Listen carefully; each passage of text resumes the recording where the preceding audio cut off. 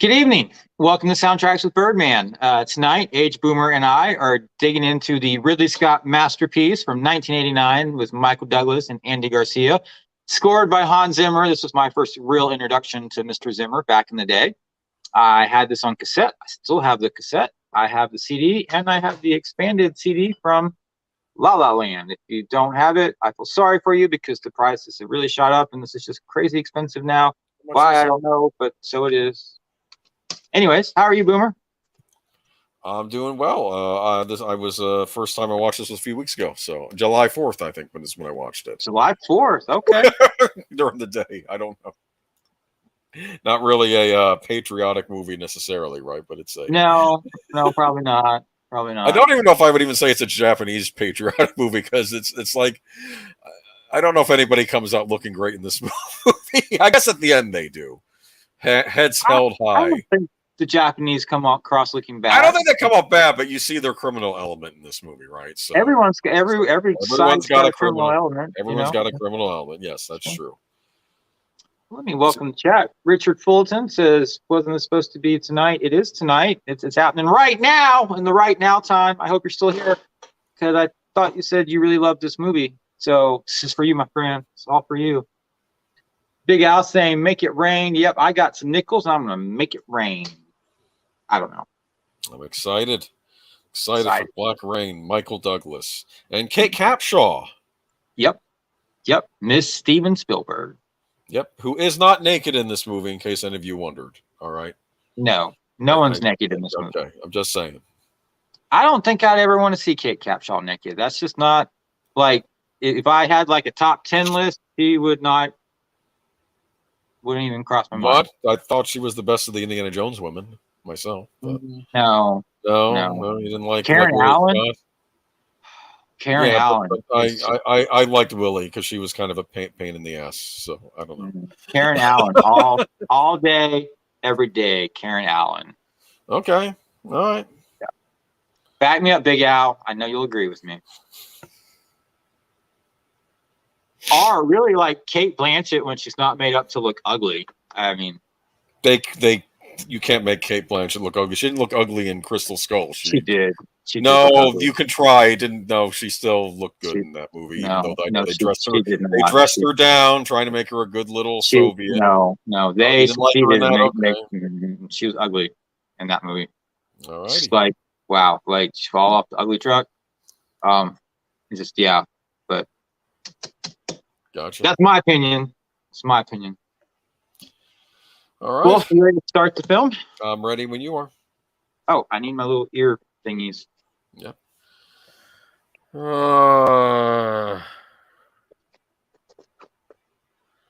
So did you know, Boomer, the original cut of this film was 2 hours and 45 minutes? That's because it's a Ridley Scott movie and they always cut stuff. Yeah, well, the executives at Paramount said, "Wow, really, we love this film." And he's like, "Don't you think it's too long?" And they're like, "It's an awesome film." He's like, "Is it not too long?" And they're like, "You just do whatever you want to do." And he was like, "Oh, no one's ever told me this before." So he cut it down to 1 hour 55. And they said, "You cut out all the good bits." And he's like, "Oh, let me come back." And he cut it down to 2:05. And that's what we got. I'm surprised we didn't get a director's cut of this because he does. I am too. Where's my 2 hour and 45 minute cut of this film, Mr. Ridley Scott? You're letting me down. How many editions of Blade Runner and Kingdom of Heaven have you put out in the past however many years? Give me a 2 hour and 45 minute cut of Black Rain, please. So Big Al says Blonde from Last Crusade was hot, but Karen Allen is the blonde. Oh, the blonde? You mean Allison Doody? She has a name, Al. Yeah, her name is Allison Doody. Ridiculous. And you are right. Karen Allen is what else was she in? Allison Doody. A View to a Kill. She was a Bond villain girl that got killed. I don't remember View to a Kill. Oh, that's the one with Silicon Valley and Christopher Walken and all that. Yeah. And Grace Jones. I like Grace Jones, but she's past your pay grade. It's okay. She's past mine too. No, my point is, I She was perfect pick for like a henchwoman, but just no. Okay. That movie was not good. I think it had one of the Charlie's Angels women in it too, but I don't know. All right. Couldn't think All of right. her name. Yes. Are you ready to start? Yeah. 3, 2, 1, play. And where did you get the movie from? Boomer, did you get the DVD from the library or? No, it's streaming on Paramount Plus. Oh, Paramount Plus is good for something apparently. They got Beavis and Butthead coming back. Wow, I'm all in already. Thank you. Okay, you a fan? They're okay. I wouldn't say I'm a fan. Oh, for the love of Mike, I can't run into anybody who likes Beavis and Butthead. I'm like, I was I mean, dead like, serious last night. if I had a TV and there was nothing else on and I couldn't find Okay, anything on then you'd YouTube, watch and Beavis and Butthead. Okay, that's good. Good to know. Big Al said it's free on Prime.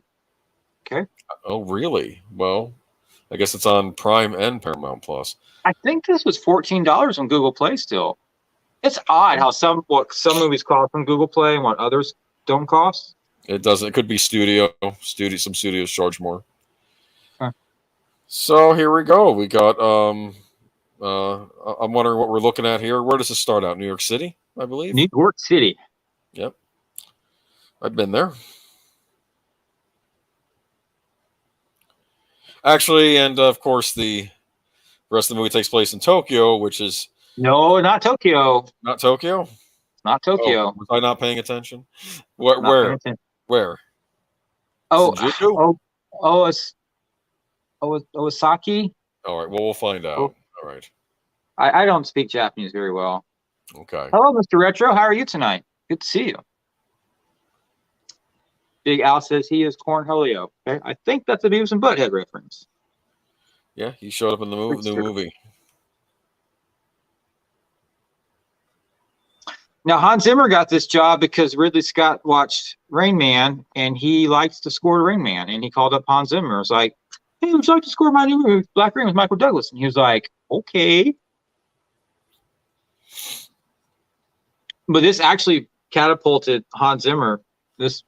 Rain Man came out, and then this came out, and he followed this up with Thelma and Louise with Ridley Scott, and then like Backdraft a couple years later, or 1 or 2 years later, and from there it was Hans Zimmer. Remember Backdraft? I do. Didn't that have Donald Sutherland as the pyromaniac? It did. Yes, I remember that. And Jennifer Jason Leigh. Woo! Yeah. Jennifer Jason. Yeah. So here we go. Osaka. That's right. Osaka. And Retro Real, haha, still in shock. You've seen this. Yes. I was there opening day for this one, my friend. I never even heard of it till I think you mentioned it to me.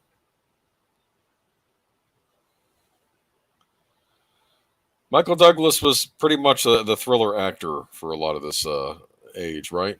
Yeah, he had just his past 2 movies was Wall Street Academy Award and then Fatal Attraction. Which did gangbusters business for what it is. There's no spaceships, nothing blows up, no gunfights, just Yeah, well, to be fair, blockbusters didn't have to have spaceships in it. They usually had gunfights, though. You're right. Yeah. Sometimes, like when I look back on movies when we do a rewatch, it feels like previous decades just had more variety of movies. Because they cost less. They cost less to make. Yeah. I mean, granted, you do have to adjust for inflation, but I still think they cost less to make. This was between $30 and $35 million. Yes, I don't know what that would be adjusted today, but it wouldn't be. It would definitely. I don't think it would be $100 million. No. And it did 134.2 million, and it did extremely well on video and Laserdisc. And I had this on Laserdisc back in the day. What I don't understand is this has a 6.6 on IMDb, 52 on Rotten Tomatoes, 56 on Metacritic, and 82 on Google. 82. 82% of people on Google like this film.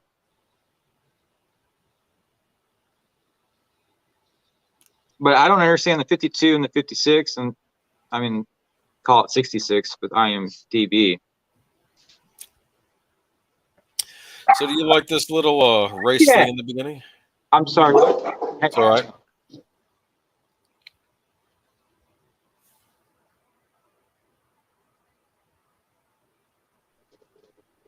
I'm sorry, Boomer. What? Oh, it's okay. What'd you think of this whole racing scene in the beginning, huh? I thought it was cool. I was like, cool, they race motorcycles, and then they do it again at the end. Have you ever had a bike? Kind of co-opted. Gotcha.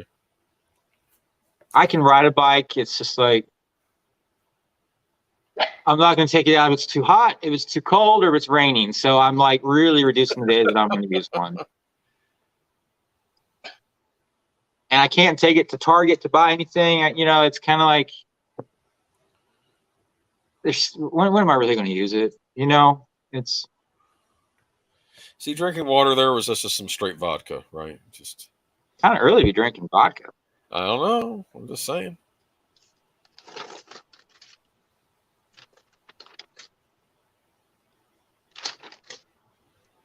Is it lighting up a Lucky?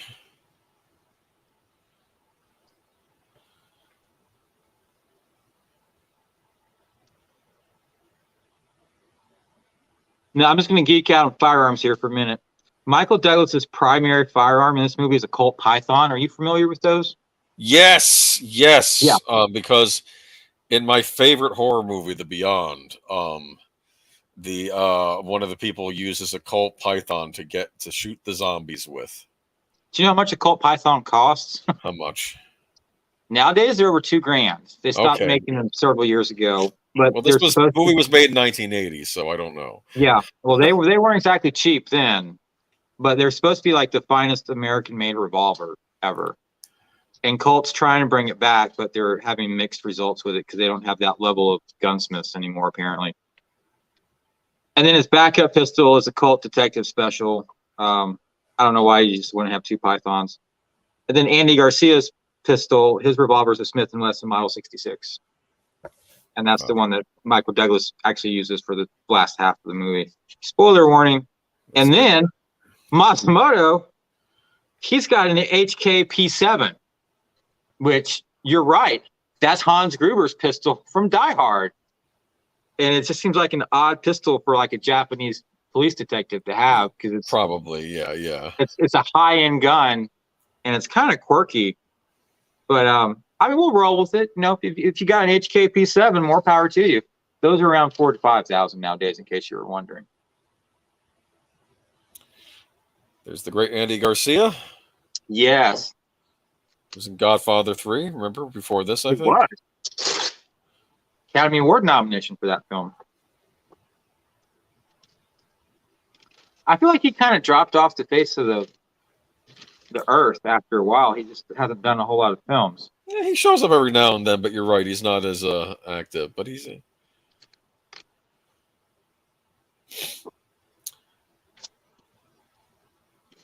I wish I had hair like Andy Garcia does in this movie. Yeah. To be fair, Michael Douglas, he was in those Ant-Man movies, but I don't know what else I've seen him in recently. I'm trying to think.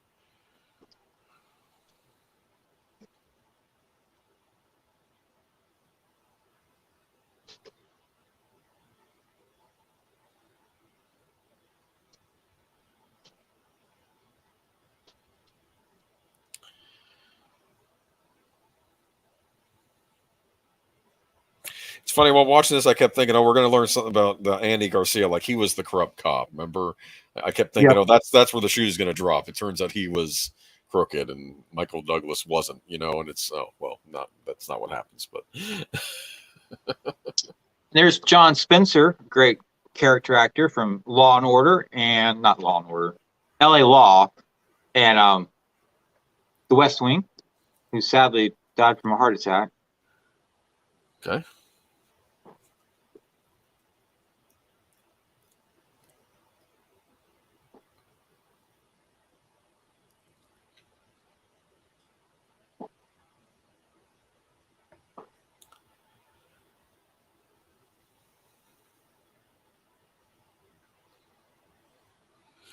Do you like the whole dark tie on dark shirt thing?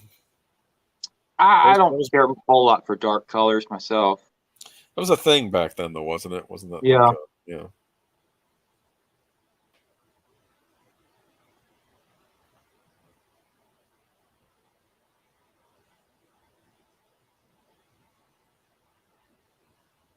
30 homicides a week. Can you imagine that? Yeah.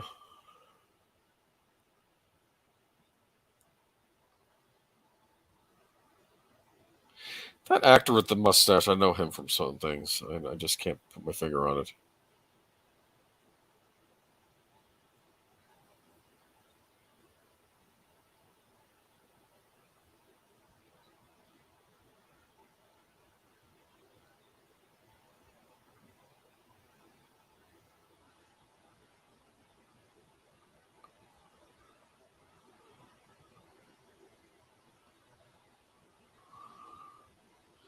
Alimony apartment. That can add up.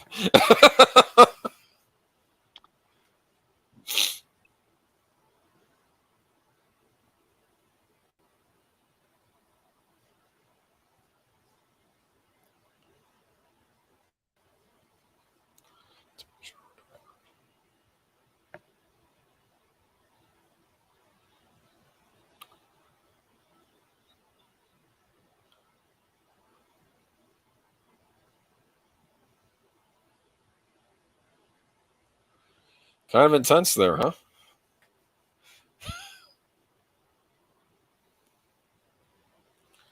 So was this the Italian place?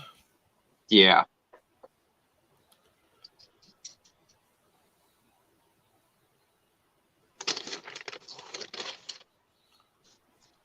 Now listen, like what's coming up here.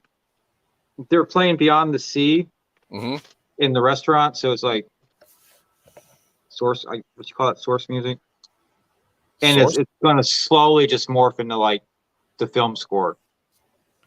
It's neat when that happens. Bond movies would do that a lot. They would have their they would have the song, but then the song would work its way into the score. I noticed that was a big thing.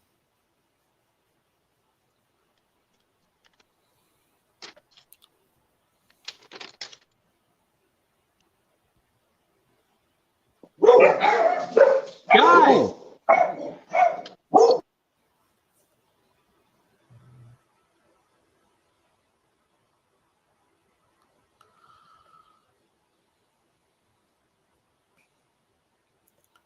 Smoking in a restaurant? When was this made?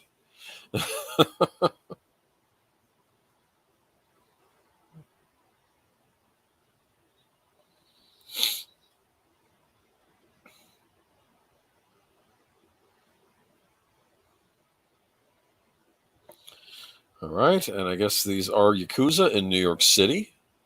Kind of an odd place to find them, I would think, but what do I know?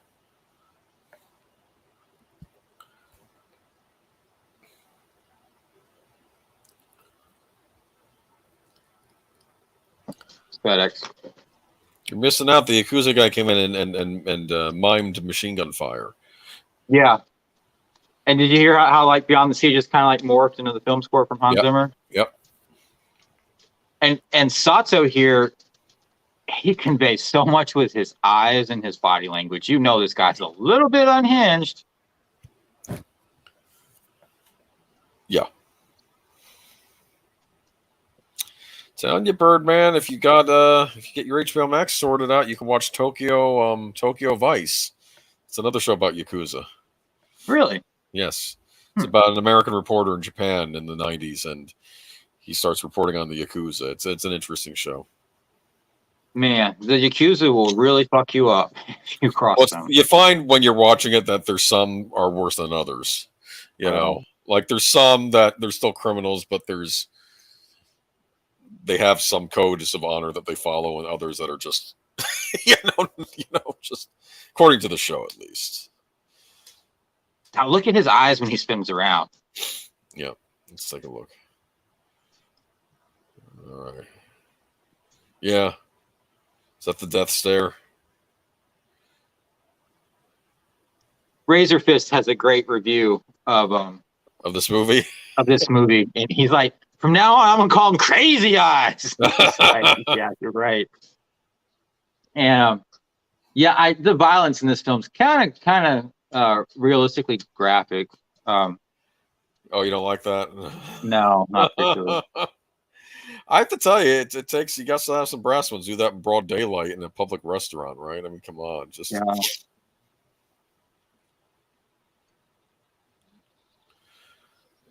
Oh, did someone get shot just then? Okay.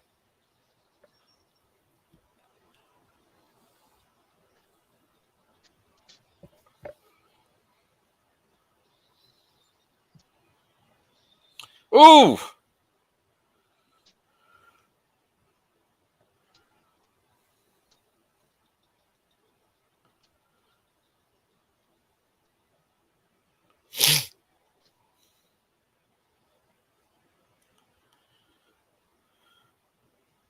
Hello, Cedric Moss and Zootopia. How are you tonight, both of you? Is Richard still in the house?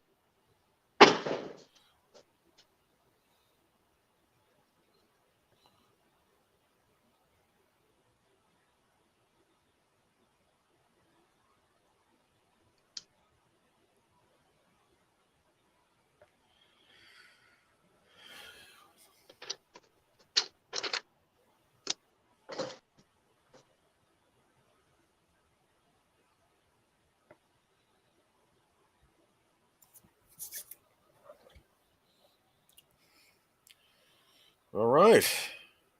And you've gone from a double gruesome homicide to a meat packing plant. Yes, Big Al, it's strange that you would ever want spaghetti at any point in time. You don't like spaghetti? No, What? I will throw up. Nice spaghetti and meat sauce. Couple No, sausage links. No, no, no. no. Okay. All right. Teach though. Do you like ziti? Is that pasta with cheese? Yeah.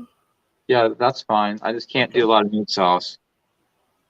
Oh, meat sauce you don't like. You can get it without meat, so you get a No, marinara. no, meat sauce is fine. It's all the tomatoes. I can't eat a lot of tomatoes. Oh, never mind. Ziti's got tomatoes. Ooh.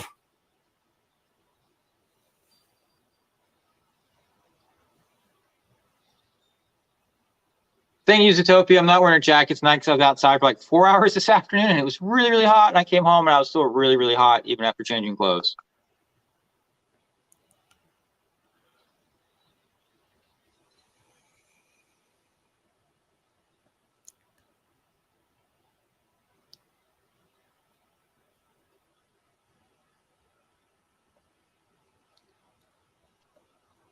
Well, you're making Big Al hungry, Boomer. So You know,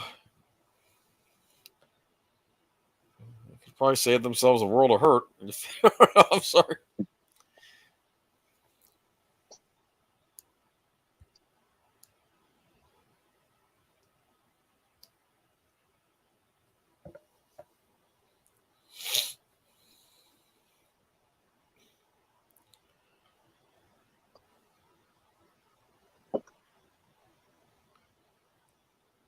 now the guy playing Sato was dying of bladder cancer while filming this movie, and he knew this would be his last film. Wow. They say he was in a lot of pain, but he's kept it to himself the entire time.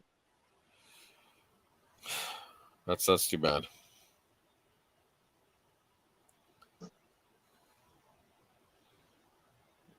He's young too, right? At least for this. 40 years old when he died. Yeah.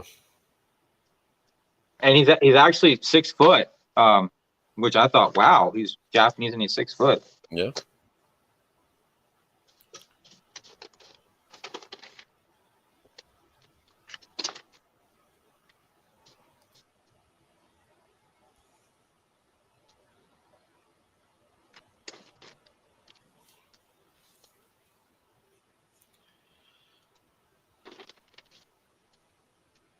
His name is, I'm going to butcher this, Yasakura Matsuda, Matsuda. I can't pronounce it. Let me see. Oh, do you have it in the chat? Oh. Nice sunglasses, Agent. Thank you. Nice turtleneck, too. Whatever. It's how I roll. Well, he was one of Japan's most popular actors. A lot of manga and anime characters are based off of him, including Kinshario from Fist of the North Star, Spike Spiegel from Cowboy Bebop, Oh, wow. Kojaji from One Piece, and Joby Yagua from on Mushia 2. Oh, that is. You can all tell how much anime I watch because I can't pronounce any of Oh those. my goodness, we should do an anime film sometime. I don't know. I'd have to think of one. I have a lot of anime scores, you know. I've started buying some anime scores. Guys, go to sleep. It's nighttime. Is it still light out? That might be messing Yeah, them up. yeah, but everyone's had supper. Now, look at him. See what he's doing? Yep.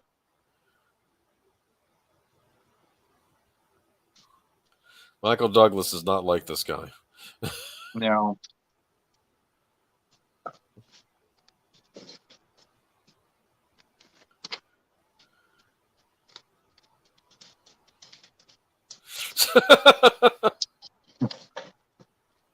Now, Juan D. Bont is the director of photography on this picture. He took over for Howard Atherton, who was the DP on Fatal Attraction, but he was very frustrated with how the filming was going because all the red tape in China, and he dropped out.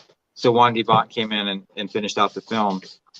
Wait, I'm sure you know him from such films as Die Hard, the finest Christmas movie ever made, The Hunt for Red October, the best Halloween movie ever made, and Basic Instinct, the best Sharon Stone movie ever made. Wait. Question. Did you say China? Say what? He was frustrated how the stuff was going in China? Yeah, Japan. I'm sorry. Japan. Okay. All right. Yeah. Apparently, they were going to film. They shot it in China, but well, go ahead. What? They were going to film much more of the film in Japan, but every time you moved the camera, they had to get a new permit. I imagine filming in Tokyo was probably very expensive, probably a lot like filming in New York City, apparently, but of course Hollywood probably knows how to deal with that. Yeah. As I said, I've watched quite a number of Italian horror movies that have some scenes shot in New York City. And do you think they got permission to shoot there? Well, Ridley Scott was saying behind the scenes stuff. He's like, every single time that we moved the camera, we would have to get a new permit. Yikes. And it's like, you think a shot's going to go a certain way, then you decide to move the camera. We had to get a whole new permit. And it was so time consuming. So they did what they did, and then they finished in California. Now you know why they turned to anime. Okay. Probably so. Okay, I like that. He just gives him a nice crack. He is not amused.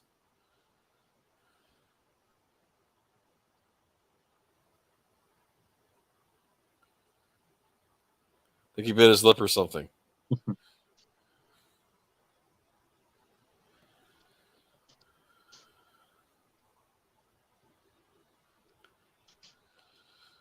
So you consider this part of a trilogy? Is that right? It's one of Ridley Scott's 3 finest films, but it's not part of a trilogy. All right. I thought that you were citing this along with Blade Runner and other things. Like, I don't know. I would say Blade Runner, Alien, and Black Rain are his 3 best films. What about Robin Hood? Blade Runner, Alien, and Black Rain. Yeah, but Robin Hood has Blade Runner, Alien, and Black Rain. Black Rain, Alien, Blade Runner. Black Rain, Blade Runner, Alien. It's those 3. Only those 3 are the 3 best. I can't expand the logic beyond 3 for this 3. Sorry. Have you watched House of Gucci yet? I haven't watched it. Do I need to? It's Ridley Scott, man. Come on. Well, I feel like that used to carry more weight to it than what it does now. And I hate saying that. Do you want to see all these different actors having some interesting Italian accents for about 3 hours? I mean, there was a time when anything that Ridley Scott did, I would just watch it. I'm like, I don't care. It's about mushrooms. Okay, that's cool. You like Adam Driver? He's in it. Well, Kylo Ren's kind of cool, but what? He played Kylo Ren. Oh my goodness! Oh my goodness! Okay, Legend. Oh, Big Al's mentioning Legend, huh? With this kind of, did you do a double take on this when they take him, when Japanese police take him away? Yeah, I was like, well, this is going to be a short movie. Look at that. He does the gun thing to him. He's like, I'm not amused.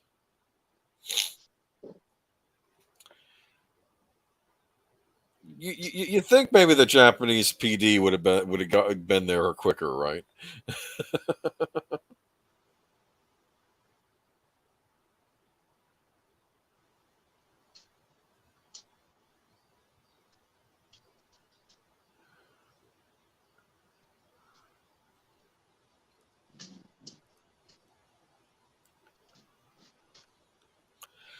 He's on the lam.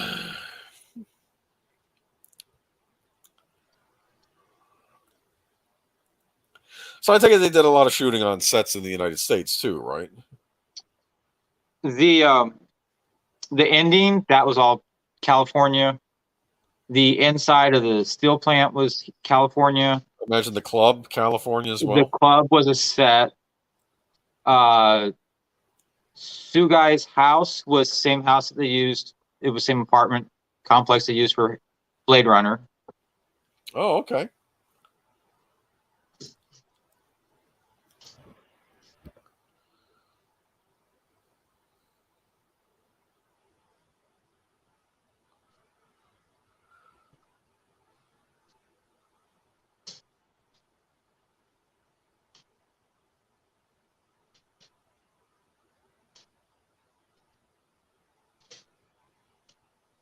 Coffee.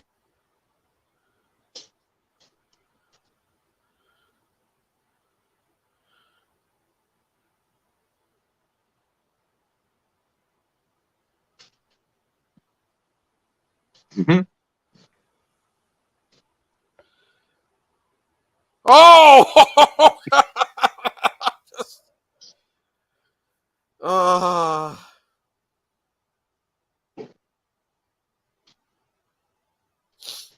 So, do you think Michael Douglas' character is racist in this movie, or do you think he's just kind of cranky? Well, probably not by 80 standards by today. I don't know.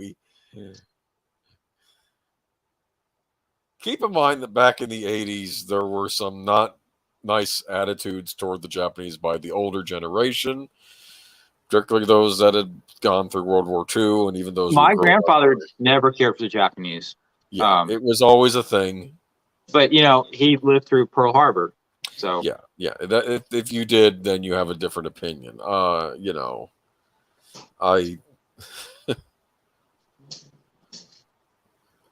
mean, obviously, I'm a big fan of Japanese culture, considering their contributions to video games, animation, cinema in general, and their food's pretty good too. So, I mean, But... I don't know about the food, but the cars. What do you mean you don't know about the food? Here we go again. You don't like the tomato sauce. You don't like what do you dude. It's just pancakes. They have pancakes in Japan with seafood in it. I don't think so. But when Matsumoto says, and I do speak fucking English. I like that. Yeah. Although in real life he did not speak any English.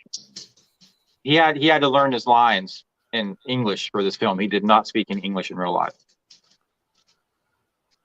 And neither did the guy playing Sato. He spoke no English at all either. Interesting.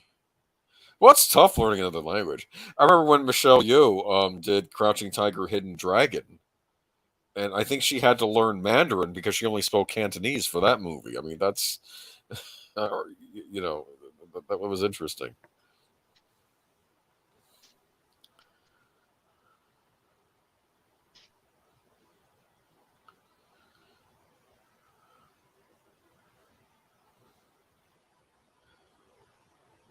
I will say this, at least from what I've heard, Japan police are very respected. Very honorable profession. It's funny if you watch the show Tokyo Vice, the reporters they have to go and report what the police tell them. Like in a lot of situations, like they can do some investigating, but like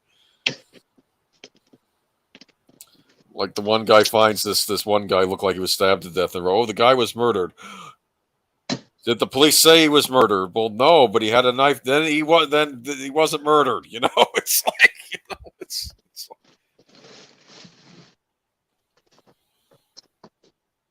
Never been to Japan. I have friends that have gone there though. But So my Croc Master came. you know what you can do? You go on Amazon, you can get for like $20-something, you can get a box of Japanese snacks. If you're They're so probably interested. not very good. What do you mean they're probably not very good? Here you go. I am going to tell you. It's like sushi flavored chips and like. No, I don't think so. Anyway, listen to me. A friend at work got me one of those boxes, and I got to try some Japanese delicacies, and it's an entirely mixed bag. The most fascinating one was it was like this wrapped up thing, looked like a giant Cheeto, but it was yellow, tasted like butter corn, had the same like consistency of like a puffed cheese ball, but it was a like buttered corn. Isn't that neat? Do you like buttered corn on the cob? Yes, I'm an American. You could eat it as a snack, except it's like in like a giant like Cheetos puff form. Okay. I'm just saying that was one of them. They got others. They had other stuff. They had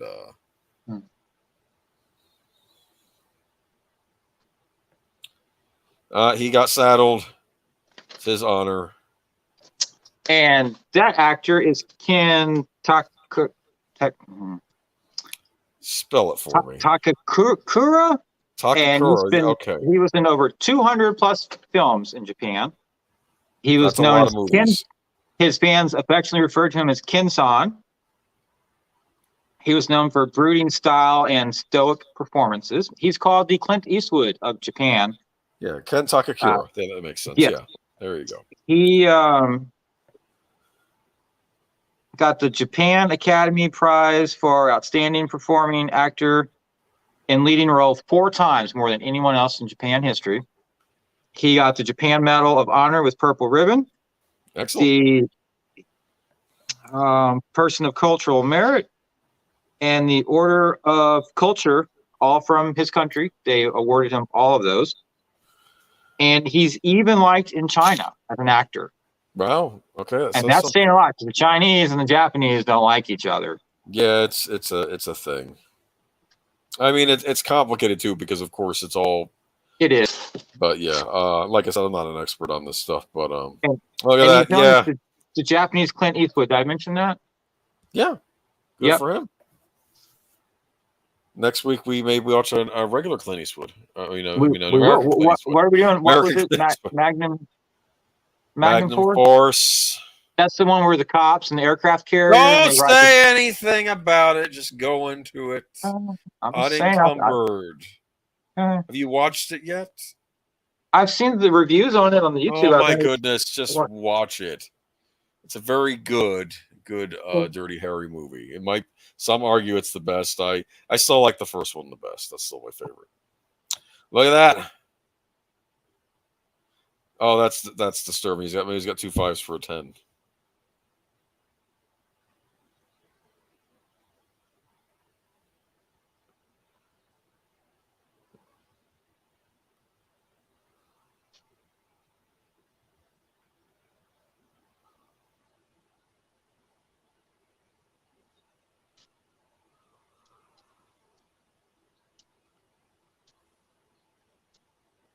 Oh, you like some of the dialogue in this, huh? I usually have to pay extra to get kissed. Okay, anyways. They all charge different rates on Tinder. So hard to keep up. Oh my goodness. I'm joking. I know you're joking. Yeah. Look, she got something happened with her, huh?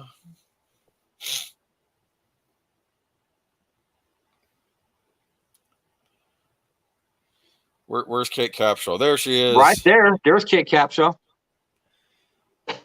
See, I was expecting some I don't know, some romantic stuff with them, but that doesn't really materialize, does it? Siskel and Ebert tore this film apart. They said it was they hated a cliche. They hated it. It's a horrible script. But if it was a cliche, then he would have hooked up with her and they would have ended up together, right?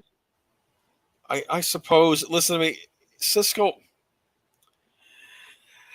and Ebert, it's very bizarre sometimes figuring out which movies they like and which movies they hate. Like the other day I was saying, what do they think of Beavis and Butthead Do America? They actually begrudgingly gave it thumbs up, both of them. They gave the Beavis and Butthead movie 2 thumbs up. So they like Beavis and Butthead Do America more than this, just letting you know. Wow. I like Beavis and Butthead, though. Not that I'm going to talk about them all stream or anything like that. So here we go. What Kate Capshaw? I didn't see her in a ton of movies. I mean, after she married Steven, right? I mean, I don't know. She retired. I mean, you don't have to work, She has raised children, though. I guess that's she had a children. full-time job. That was a full-time job, yeah. That's a 24/7 job. God bless all parents that raise children. Thank you. Without you, there would be no future.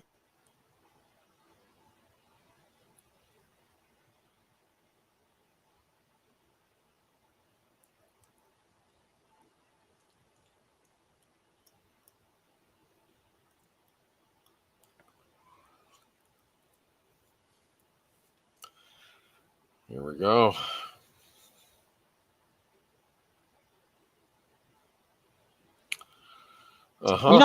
Razorfist in his review of this movie said it's not your typical 80s movie because the bad guy doesn't get, impaled or blown up or set on fire. Yeah, I was expecting that. I was like... They actually filmed that. They did film him getting impaled on that tree stump thing. But they decided that it would be better if he didn't do that. He was better to get impaled on a meat hook and then set into a river of flame, I mean... Yeah. Burning alive, and that doesn't like happen. Cobra. I don't know what you're... Oh, Cobra, yes. Movie ever, right? Cobra? Well, we'll talk more about Cobra at some point. Anyway. Christmas time, right? It's a Christmas movie, right? We'll see. Right? We'll see. So was I Come in Peace with Dolph Lundgren? Takes place at Christmas time. You have a point there. It's a Christmas movie. Remember the aliens, the alien drug dealers? Drug lords? Killing people with CDs? You should appreciate that, this being a soundtracks channel, huh? Imagine murdering someone with a CD? Huh? No. Okay. All right. I'm just saying. You could do it. What do you think was on the CD he was killing people with? Was it a Journey album, you think, maybe? Bee Gees, maybe? Bee Gees. I tell you, I know this is more a score channel, but you want to talk about one of the greatest soundtracks of all time, Saturday Night Fever. Might be an idea. Yeah, probably not. Maybe it might be an idea. We'll table it for now, but yeah. Look at that Pepsi machine. Wow. I am very envious of the various soft drinks that exist in various countries around the world. If you were ever in Atlanta, go visit the Coca-Cola Museum. I went there long time ago. Did you go to the Coca-Cola Museum? Long time ago. There is a room at the end of your tour where they have cups, and you can go around and sample different Coke soft drinks from around the world. And I was fascinated. Apparently in here we go. This is like Mad Max style stuff, right? This is like, come on.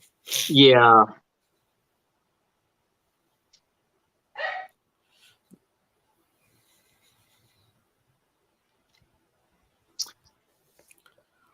I think I would have found that more unnerving than they did. Yeah, well, come on. These are tough New York City police officers.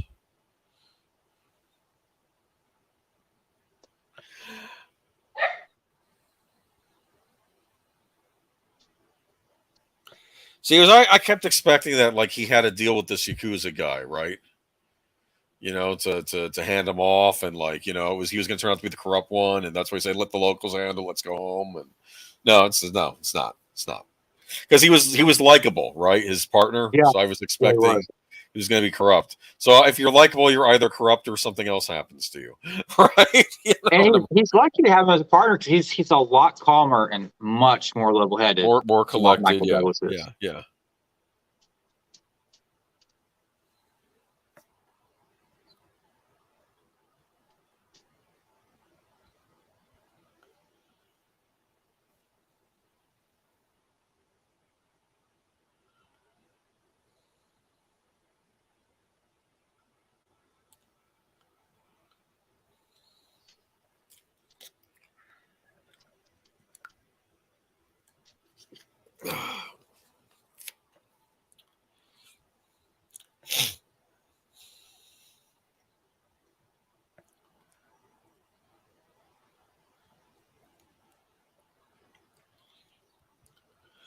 You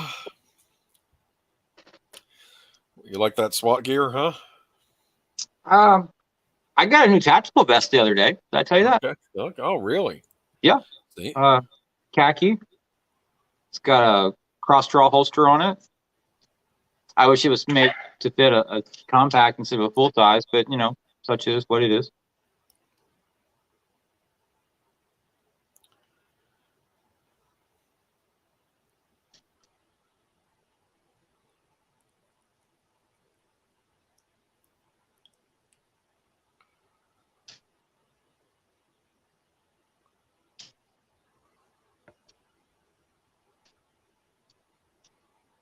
Mhm.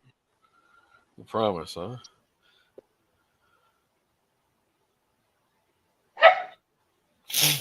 Excuse me, Boomer. 1:15. Sure. Look, there they go. They're going to sneak on board.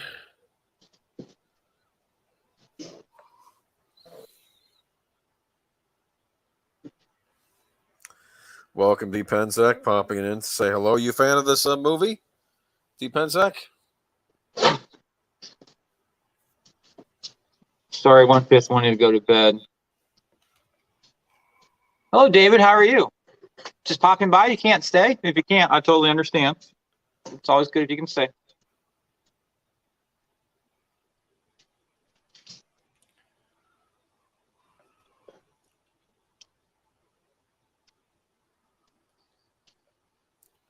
Do you have the Black Rain soundtrack, Boomer?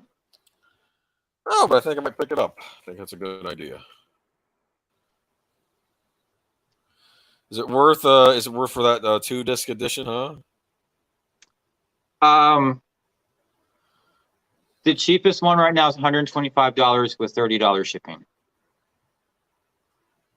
Really? Yeah, your next option I think was $400 and something with $25 shipping. So. Okay.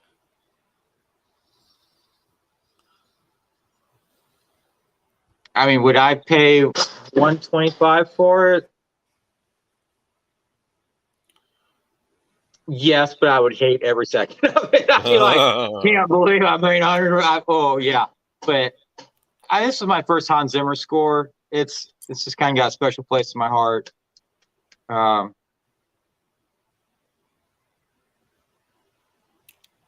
It would be hard to pay that 125. I sure as hell wouldn't pay $400 for it. I don't know that I would pay $400. Well, okay.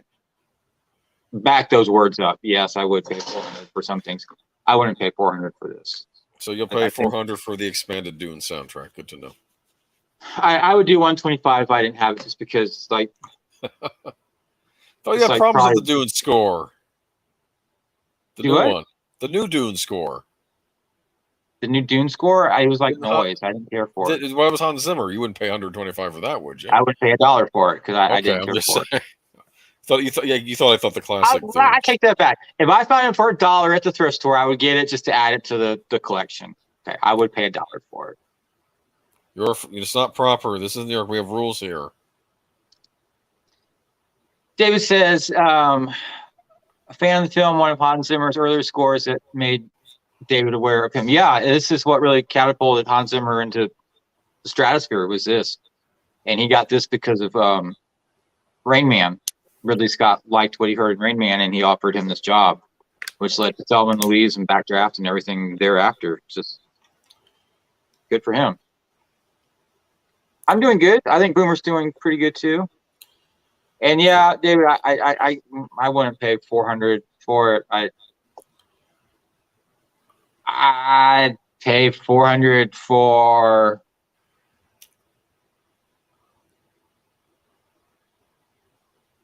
Lord of the Rings, Fellowship of the Ring complete score on LP.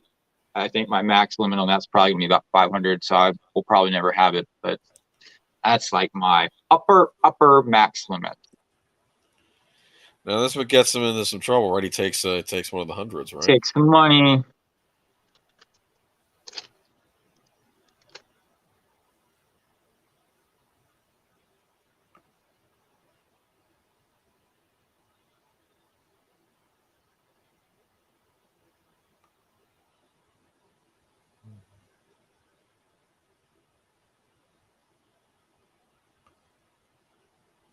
Have you noticed that they always sound angry?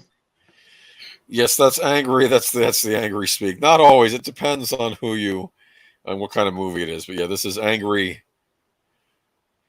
Look, he saw him take the money. See that? Mm-hmm.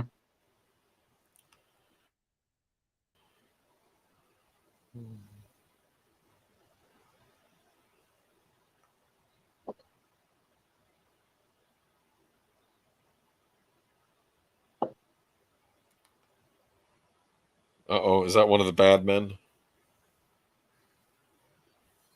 Yeah, that's Sato.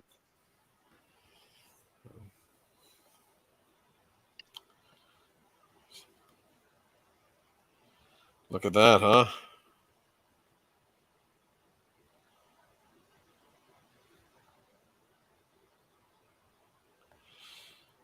It doesn't burn right.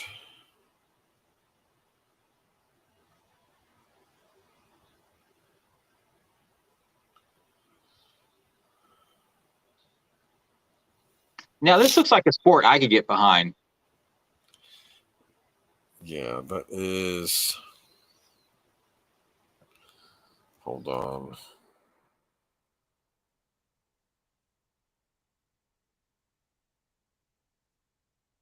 David, do you have Black Rain on CD or LP or cassette or 8-track?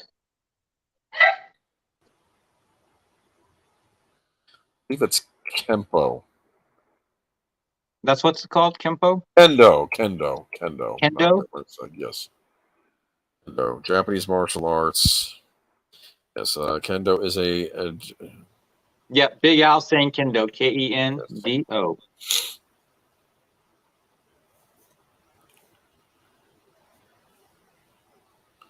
No more to do with him. And this film took some slack for being, like racist and culturally insensitive to the Ah, Japanese. But the Japanese nominated it for Best Foreign Language Film that year that's interesting. at their version of the Oscars. That's funny. So Well, that yes, they're probably don't not be as upset super. for them when they're not upset. They're probably not. Yeah. And in America, it got 2 Academy Award nominations, Best Sound and Sound Effects Editing, but it didn't win Cool. any. Just got 2 nominations. And David says he bought it when it first came out. So you have like the original soundtrack, which is half songs and half score. Ooh.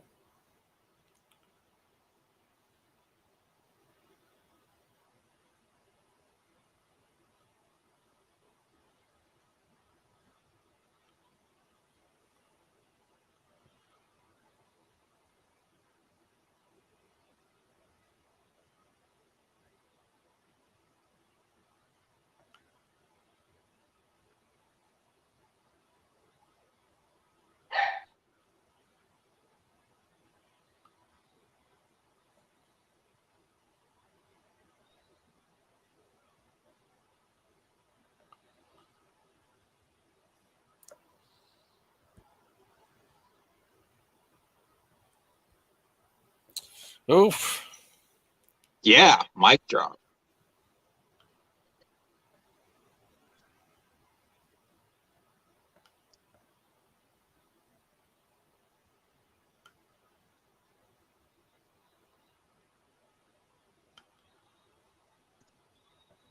You like the songs on the score? I don't care for this UB40 song. I just never liked UB40. All right.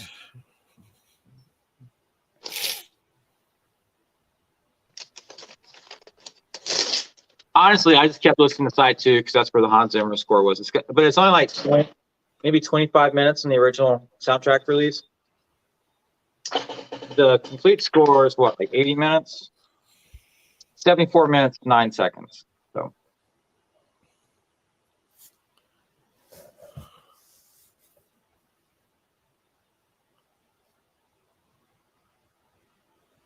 Just making amends, bygones, that sort of thing. What's still moving in his mouth?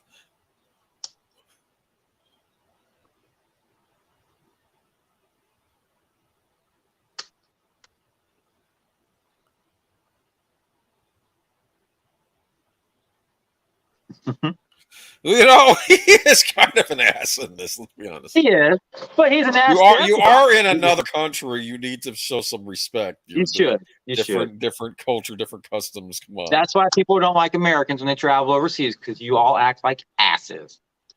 Well, not all. I thought I was very polite when I went to Scotland and Ireland. I didn't act like an ass to anybody. There you go. What's he drinking there? I wonder. It's got an umbrella in it. Drinks are always best when with an umbrella, right? I guess.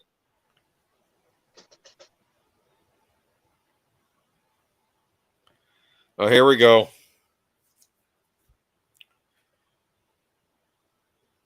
There we go. Oh, have times changed? Yeah, it used to be we were all we were good for. Top Gun was good. Maverick was good. It was. It Yes, was. I like that. I like that a lot. I finally saw that this past weekend.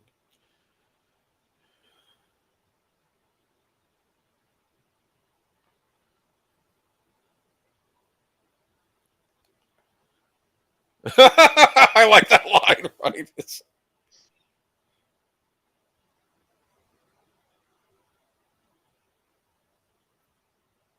Up and down. Yeah. Yes. Just what all the kids are saying now, Boomer. Up and down. I don't know what the kids are saying these days. They're too busy looking at their phones. Yeah. Uh,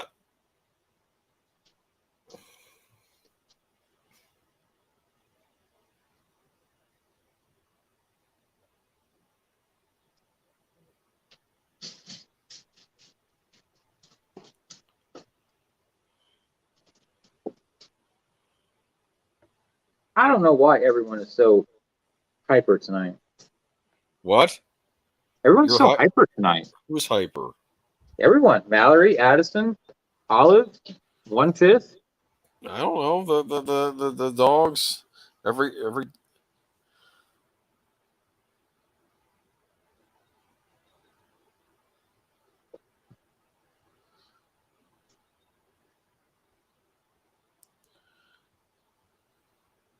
That's Amore. That's some I was a more. teenager when it was new. TJ and I was a teenager when it was old. Ha And it was ha ha. old.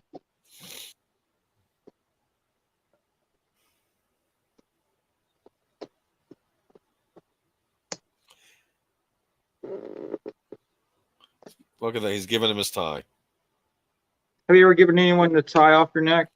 No, but that's a good custom, huh? I've done it a couple times.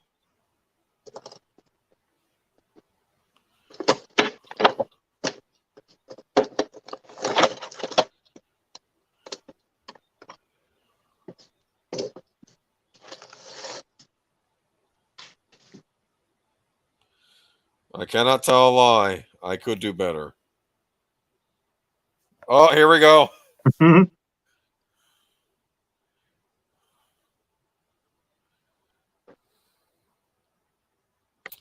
You ever see the movie Tommy Boy? No.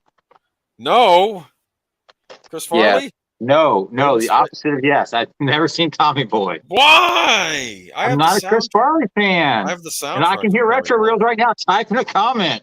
How are you not a Chris Farley fan? I'm just not a Chris Farley fan. This song is done in Tommy Boy as well.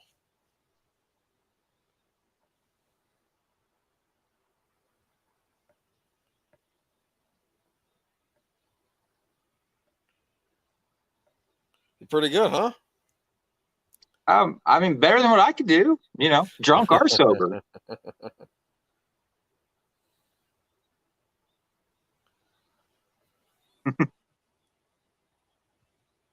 This is a cute scene between them, though. And then, of course, Charlie gets killed like 10 minutes later.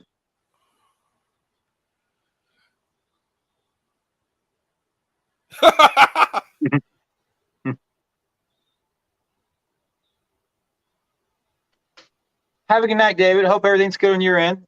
Good to see you.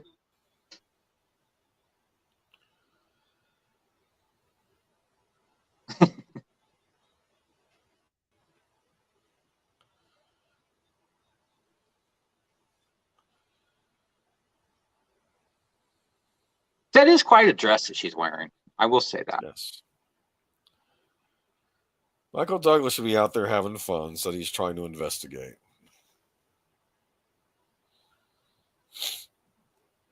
Guess what I got on Blu-ray recently? I have no idea. The original Battlestar Galactica series. Really? You know, from the 70s? Yeah, I remember it. I was alive for it. Yes. No, man.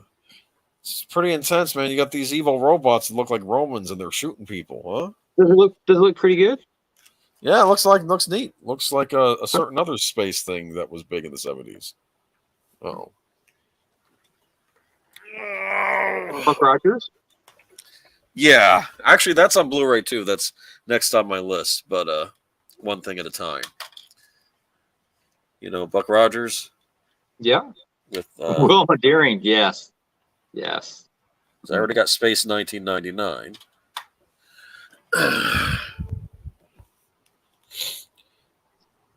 You know, Buck Rogers had a feature film. Yeah. Where they just stuck it in theaters, remember? Did they not do the same thing with Battlestar Galactica as well? They did. Yeah.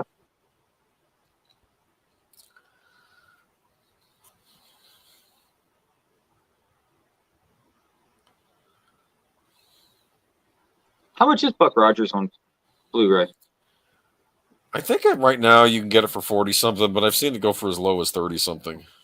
Okay. It comes with the movie. Both seasons? It's both seasons and the movie. Okay. It's a set. Kino put it out a little while ago. Keep an eye out maybe on Black Friday. They'll probably get cheap. Are you going to buy it before Black Friday? Maybe. Why are you asking? Christmas is coming up. I need. Oh my goodness, dude! I have to plan these things out in advance. I'll probably buy it for myself. Totally at some awesome point. Christmas presents just miraculously appear on your doorstep. No, they take thought and effort. Well, that's good, but I'm probably gonna pick it up at some point. So okay, don't worry I'll have about to. it. I strike when irons are hot. The Starfighter in Buck Rogers was a rejected design for Galactica's Viper. I prefer the Galactica Viper over the Buck Rogers Starfighter. Now, here we go.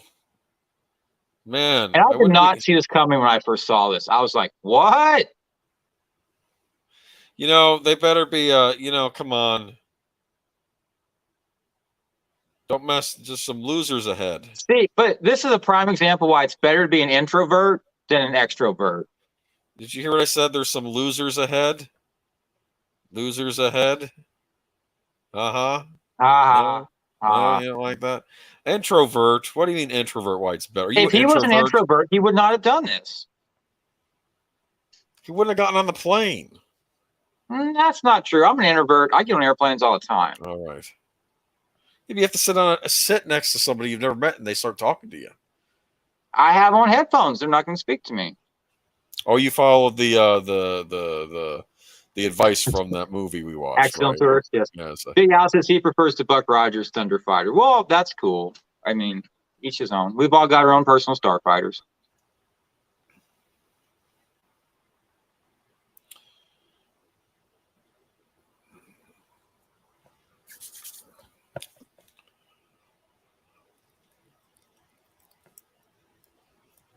Now we're slowly getting into the score right here. You hear it coming? Yep.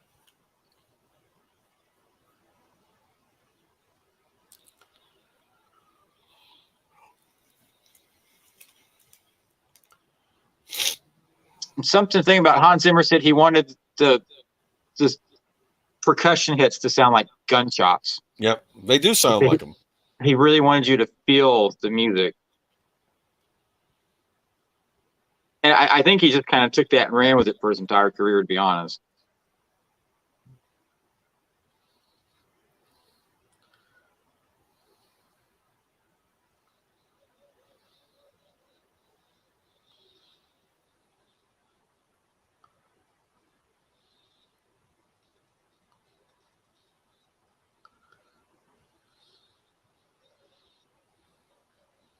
There's like two other versions that Hans Zimmer wrote for this, and they are on the expanded release. Were you expecting this to happen the way it did? No, no, not at all.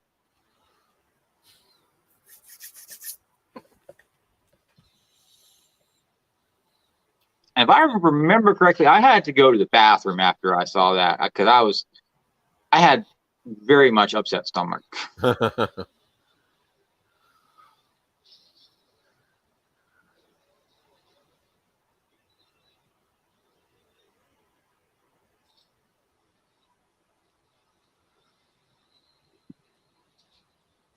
Oh, he's been cut.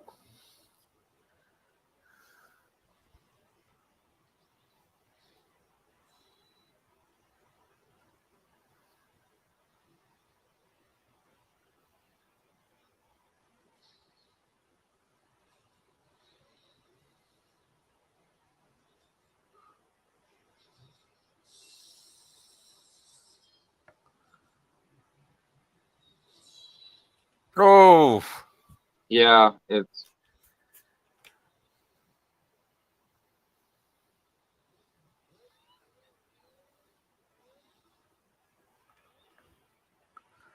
what do you think, huh? it's pretty gruesome. Yeah.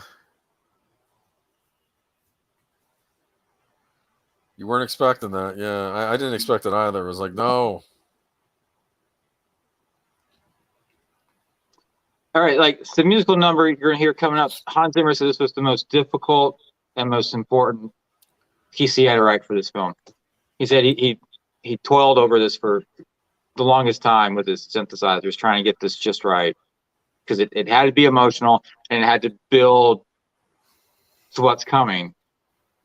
And he said once he got this done, he felt better. But this was definitely the hardest part for him to score in this film. Yeah.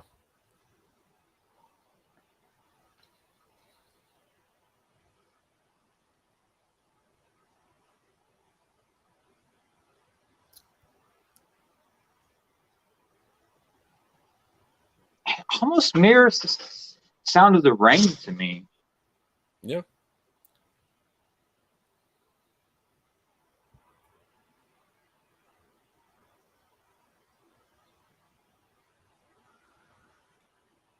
Should have known better.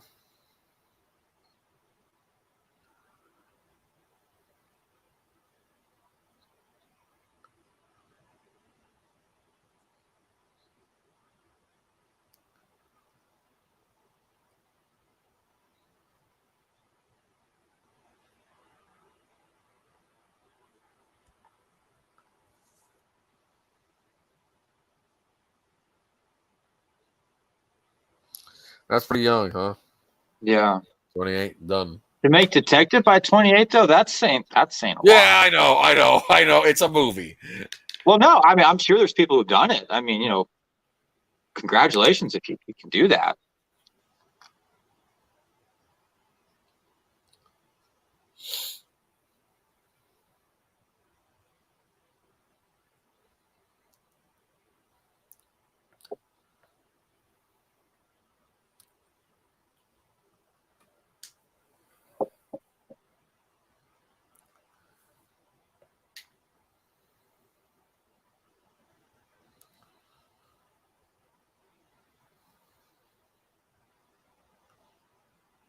See. I guess they cut out the love scene that just happened, right? No. I don't know. I think if I saw my best friend get beheaded, I probably wouldn't feel like getting on with anybody after Well, that. I'm just saying. I'm just saying. Just saying. Like, can we just like cuddle? You know,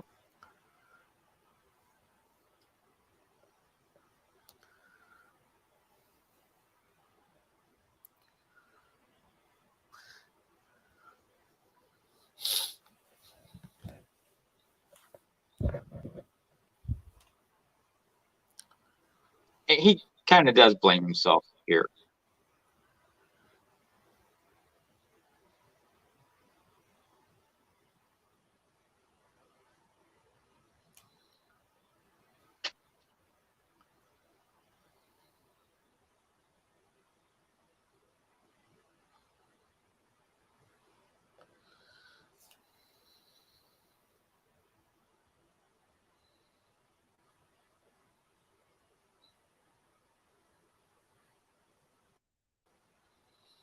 What do you think, huh? Should he have been with him?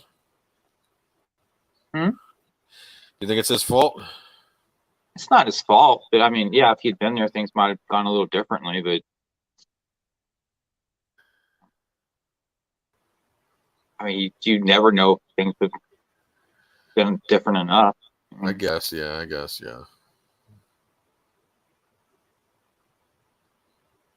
And do Japanese detectives, do they carry off duty? I don't know. I don't Do think they carry so. on I duty? know. You know, I mean, I don't know. I know they have much stricter gun control laws over there, and I don't know what their police are allowed or not allowed. I don't know. Because the only way that would have stopped is if someone had, you know, a gun and could have shot the motorcycle drivers.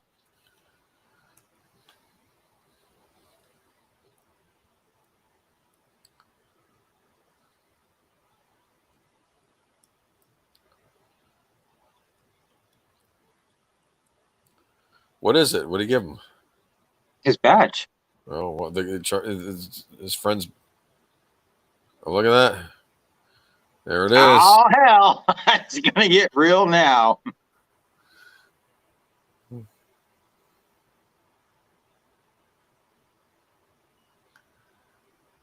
Hans Zimmer's just gonna be cranking up the score.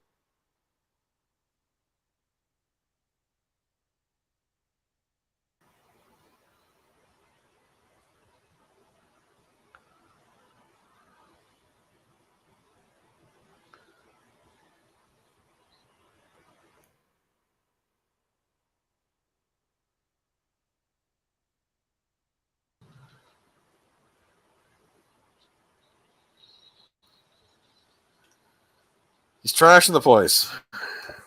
Yeah.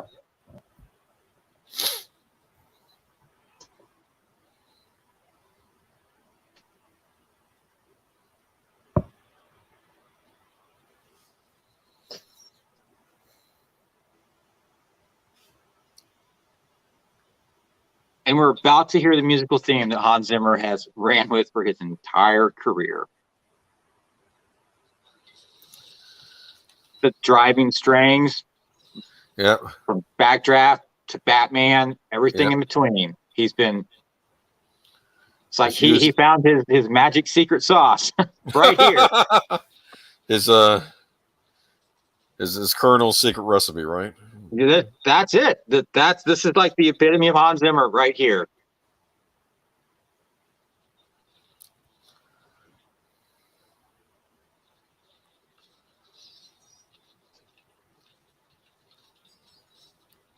I mean, at least through the '90s and like the early 2000s.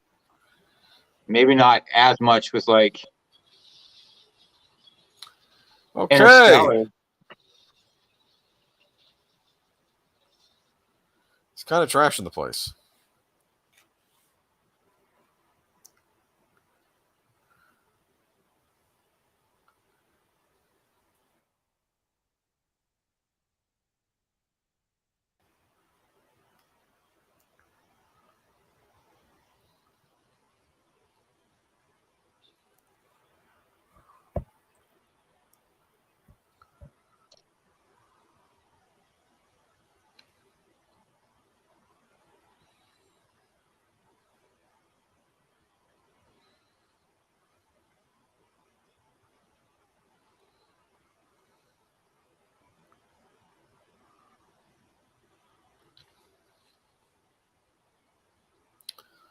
Those are from a dress, right?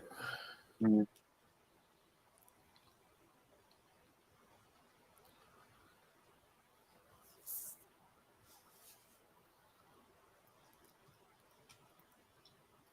Remember from the other night you saw her in the club? Mm-hmm.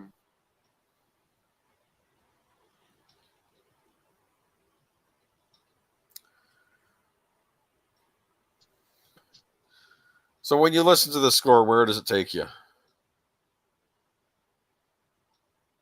Japan. Okay, I'm just wondering. I don't know. Like my mind, like I don't know. I'm just all right.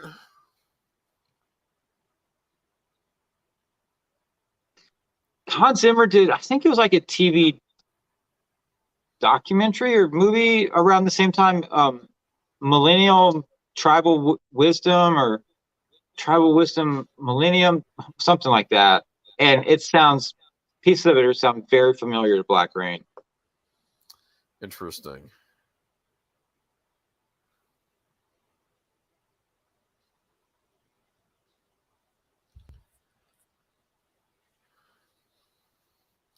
Michael Douglas doesn't do a lot of eating in this. Have you noticed that? Yeah. Probably a lot more eating than what I would do in Japan. Unless I could find me a Pizza Hut or a Cracker Barrel. They don't have I don't think they have Cracker Barrel in Japan. What are you talking about? It's a market they need to dive into, because I'm sure everyone loves Cracker Barrel. You're not going to get you want to get your biscuits and gravy in Japan.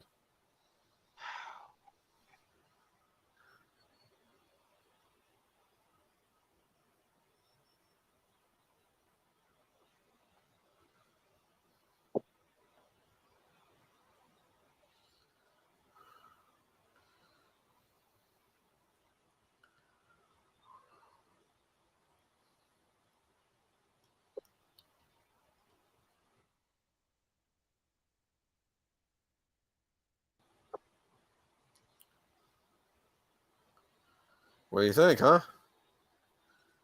Got some noodles there.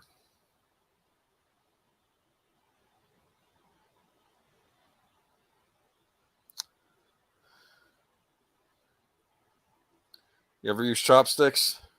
No, I use forks.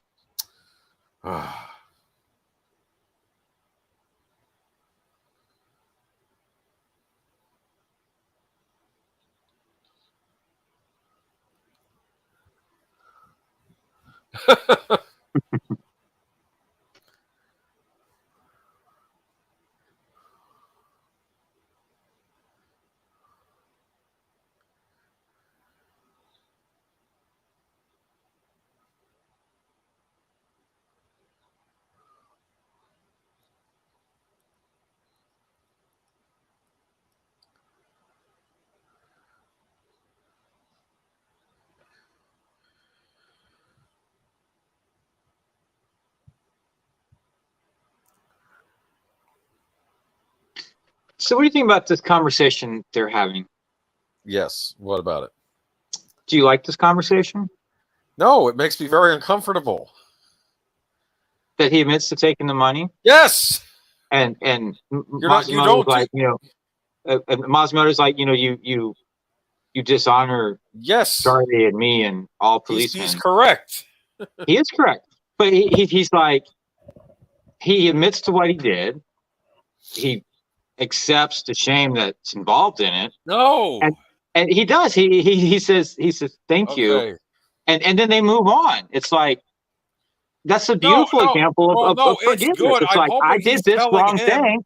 And Masimoto's like, it was wrong, you shouldn't have done it. And he's like, you're right, I shouldn't have done it. And hopefully he will not do it again. But that's a beautiful friendship moment that they're showing us. It's yes, it is. It's an understanding. It's actually him finally conceding to this guy that maybe he shouldn't have done it. It's not okay anywhere as a police officer for you to do that. Right. I'm just saying, it's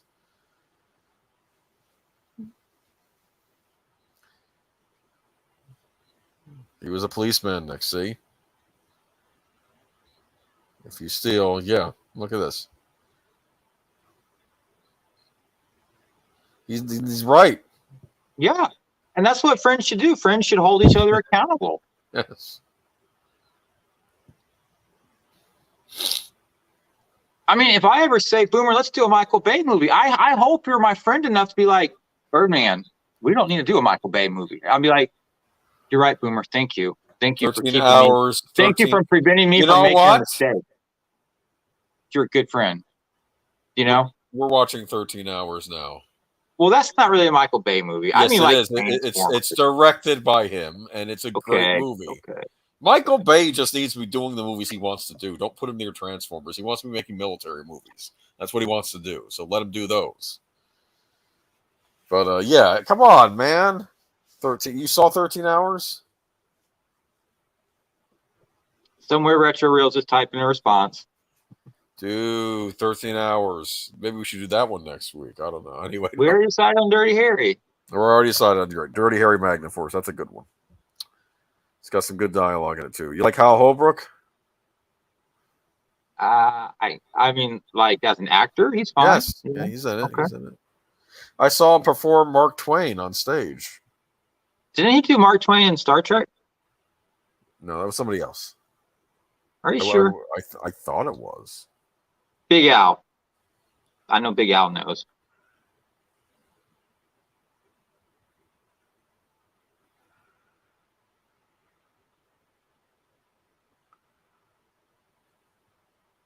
And it's just one of the few tracks that's actually on the original soundtrack releases, right here.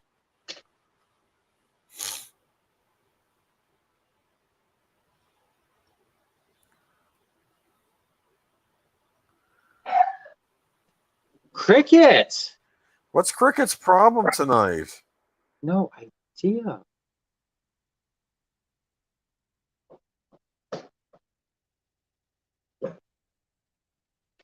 Oh, that was Jerry Hardin, Star Trek? Okay, my bad.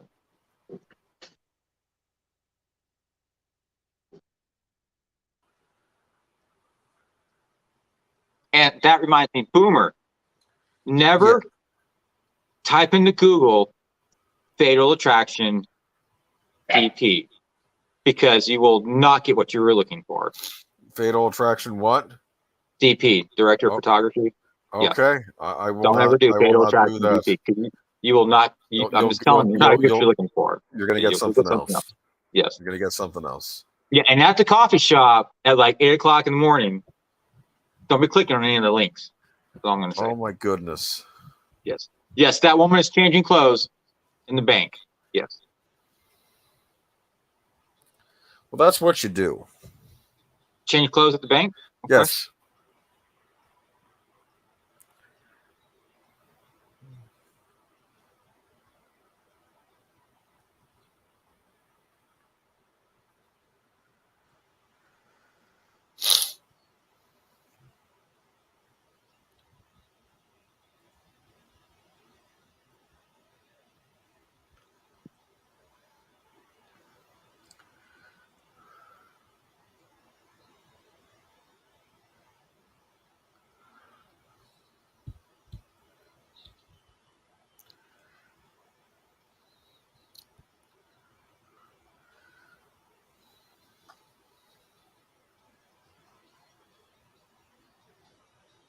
So the exterior shots here were filmed in Japan. The interior shots were filmed in California.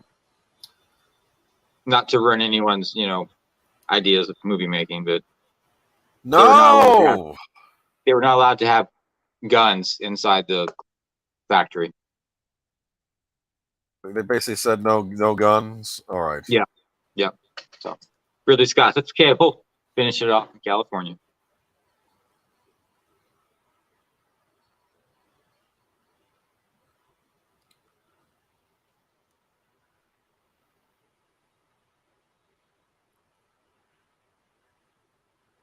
Do you get any like metaphors in this coming scene in the factory? Like maybe they're entering the pit of hell or something, What do you think? Oh. Very Dante-ish of you. I'm telling you. Actually, there is a famous Japanese movie about hell if you'd like to watch it sometime. What is it? I forgot what it's called. I do own it on the Criterion DVD, but yeah, it's just about these people. They end up going to hell, and you get to see all the horrible stuff in Japanese hell. Is that for you? Maybe, huh? Maybe. Think about it. You think I should go to Japanese hell? Hmm? I know. I'm just gonna say. I would imagine hell is nothing but like what? You have to be on Tinder 24/7, and oh my goodness. And I would have to eat like food that I can't stand. That would be hell. I would be a food critic that's constantly on Tinder. That's my own personal hell. That right there. Are you not a fan of the Tinder? No. Is anyone? Okay. Are you? I mean, I've never actually used it. The secret comes out to Boomer. What does he do when he's not on YouTube? He's swiping left and right. I don't know what you're talking about. Okay. Don't be ridiculous. Right. Telling you though, man, I was getting like some serious disturbed vibes from this, man. This is a bad place. That's what I thought.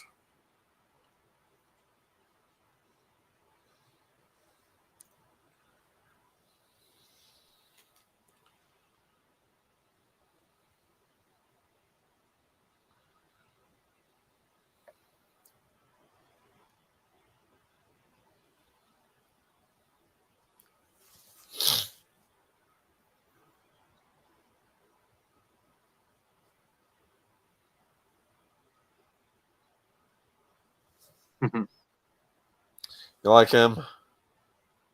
He's He's not a nice a person. wonderful villain.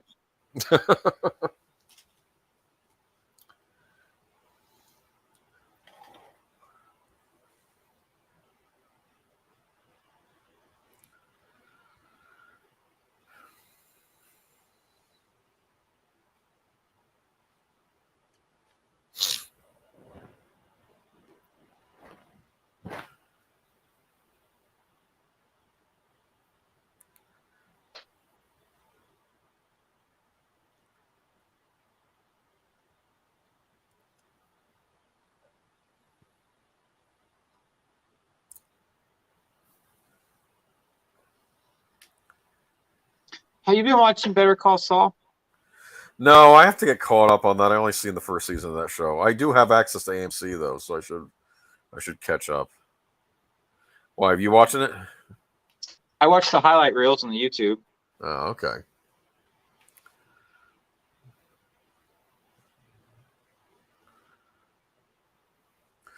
So what is that? I want to be a captain or something, like a head? Yeah. He just wants a promotion, pay raise, What's his own territory? Don't we all? Yeah, I guess.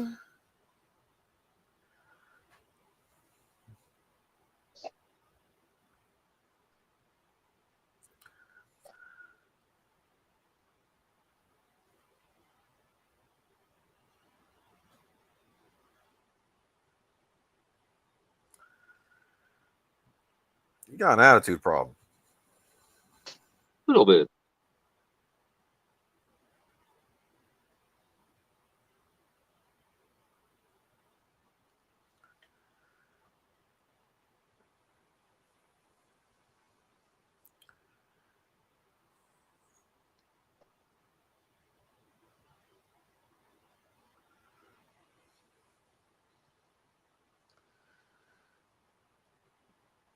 Does it remind you of Terminator 2 at all with all the molten stuff, huh? This was before Terminator 2, so. But Okay, yeah, well, I'm just saying. there was a lava factor in Terminator 2 as well. You think James Cameron was seeing this and said, I need to rip that off for the finale? I think so. But how else can I rip off Ridley Scott? I already did Aliens, so how can I rip him off again, right? Ooh. I'm just messing around.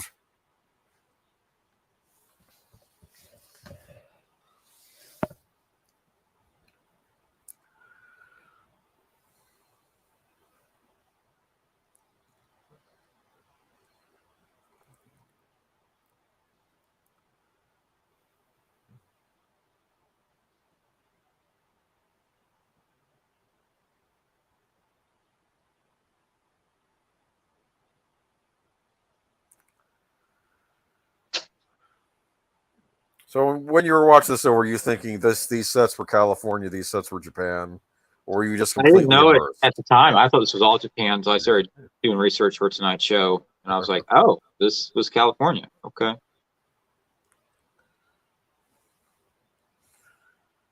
It's real funny, isn't it?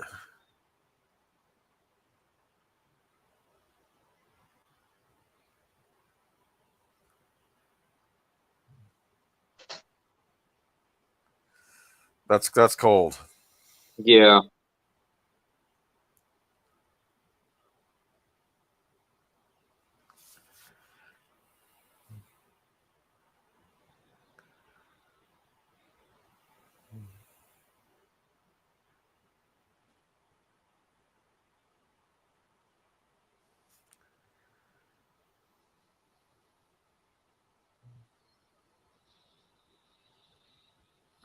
Oh, he may not survive that. Yeah, Right? probably not. Ridley Scott said, he's like, that fire was bigger than what we thought, but the stunt guy just ran through it anyways. But they kept it.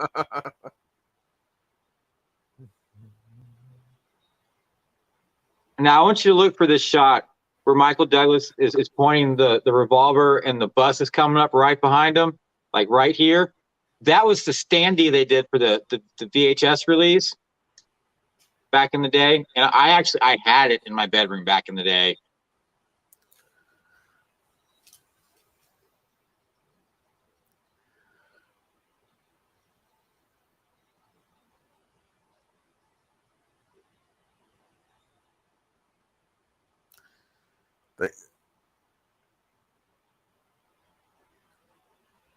He almost had him.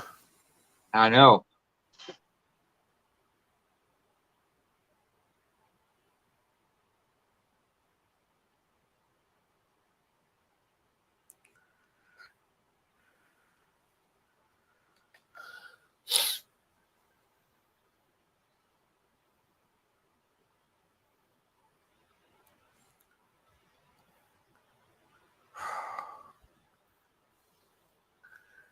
No offense, I think that's a bunch of bullshit, don't you?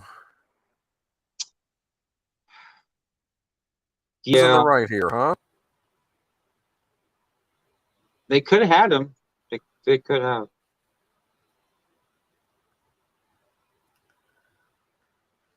But they got to play by the book. How many people are gonna have to die because they just couldn't let him just take him out? Right? Am I wrong? I don't think you're wrong. I'm just saying. That's not how they do it in New York, right? Actually, they're supposed to be by the book in New York too, right? I'm just saying. I think in New York they don't arrest you for anything anymore. Oh well, yeah.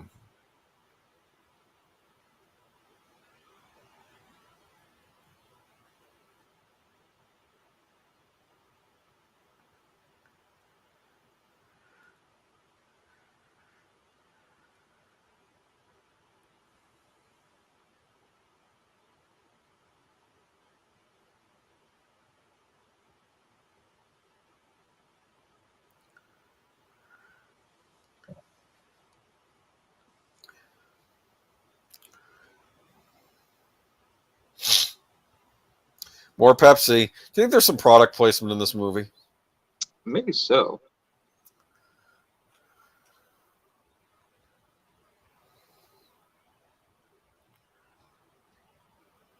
Thinking Paramount had a contract with Pepsi because Pepsi had a tie-in with The Last Crusade in '89.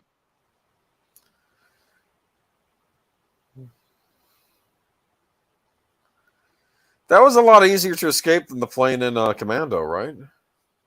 Much easier.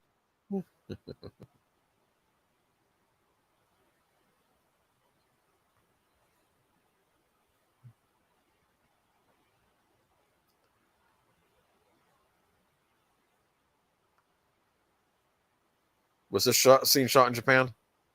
This was Japan. So you saw this in the theater? Opening day, second showing. How come you rushed to see this? What made you interested? Ridley Scott. Ridley Scott. Okay. Sometimes you would go see a movie based on director. Yeah.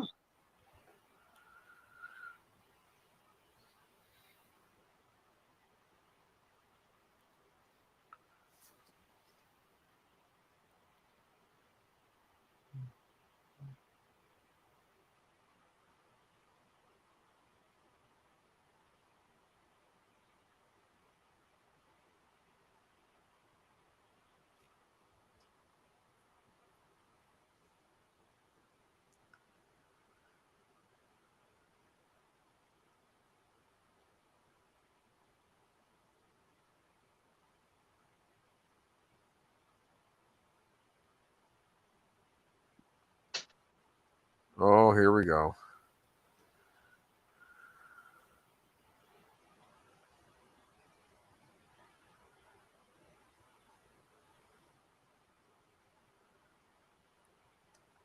Knowing the typical formula, I figure by the end of this movie, everything is going to be right. right? Or maybe not. I don't know. What did you think? Did you think it was going to end well or not? Well, I figured, the bad guy would get, like incinerated or blown up or killed or. Like there's gasoline leaking out of the truck that he's trying to run Michael Douglas down, and he shoots it and it blows up, and he caught on fire and just.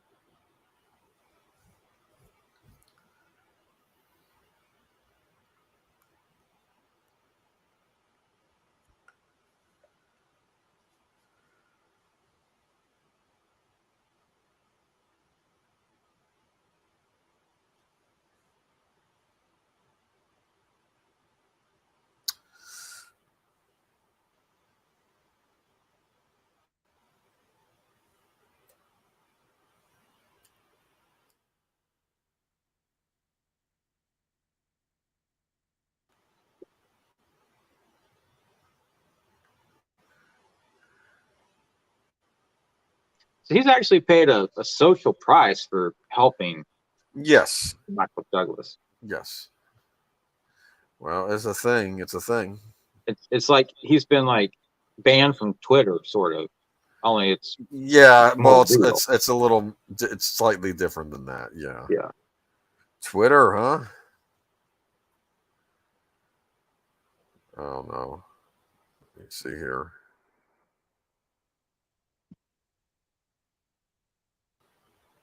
Check out that payphone. That's wild, man. You like it? You like it? We don't have anything that fancy in the States. Everything was fancier back then. Japan was doing very well in the 80s. I mean, they had Hello Kitty, right? Well, yeah, but they were comparing Godzilla. I mean, what else do you need? Hello Kitty, Godzilla. That's all you need. There's a lot more to Japan than Sushi. You like your hair better this way? Let me look at it. Maybe not. Kate Capshaw just doesn't do anything for me. All right, that's fine.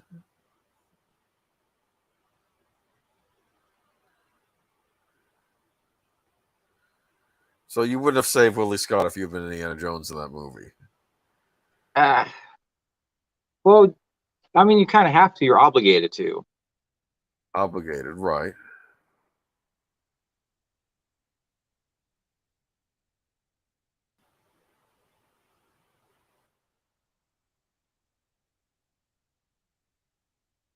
This guy is all about trouble. That's his problem. Am I wrong? No, you're pretty much right. He just could have let the guys run away, and then he wouldn't have been involved after the restaurant, slicing and dicing and all that horrible stuff, right?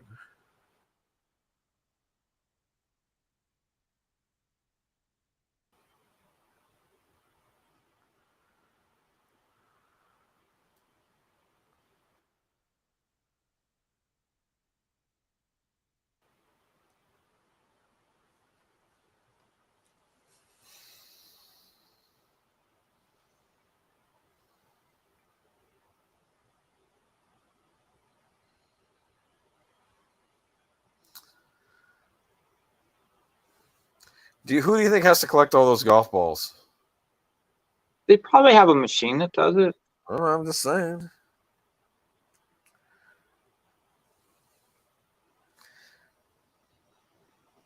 That was kind of intense, right?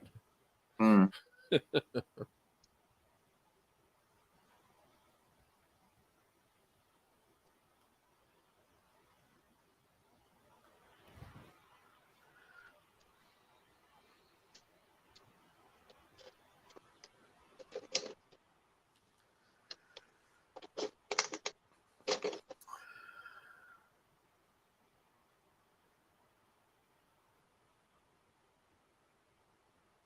So did you get a Blade Runner vibe from this at all, this movie? Yeah. The detectives, Strange World, all that, All the neon. Yeah, the neon. That's what it is. And the fans, yeah. If it was chronically raining in this movie, it would be a bit more Blade Runner-ish. But like when I think of like a Ridley Scott film, this is what I think of. What, rain? We're going to get some rain soon, huh? Are Rain's we? in the title. Rain's in the title. Well, that's true.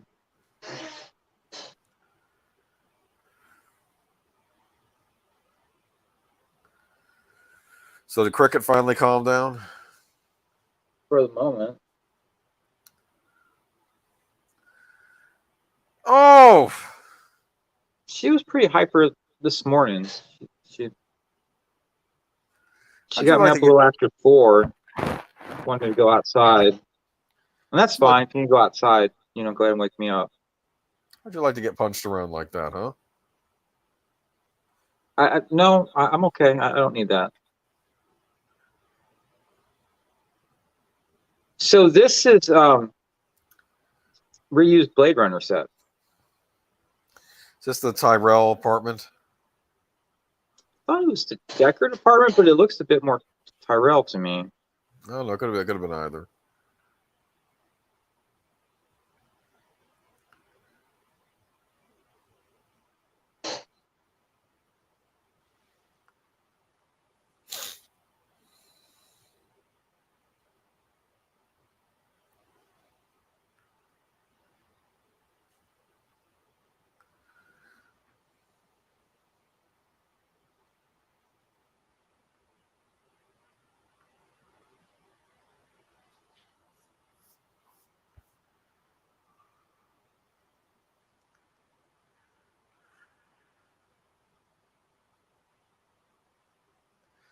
If you're wondering why they changed the $100 bill, Birdman, remember when they changed it back in the 90s? When they changed the 100, this is why, they must have perfected it. I think it was Iran that was counterfeiting hundreds. Well, they probably got the plates from, I'm telling you, when how the movie ends. I think someone needed some bread and said, hey, Michael Douglas took fees. I'll just sell this to someone over in Iran. In the 60s, the U.S. gave the same printing presses that we used to make money to Iran. Did you know that? Oh, I didn't realize that. Yeah, we gave the exact same printing press to Iran.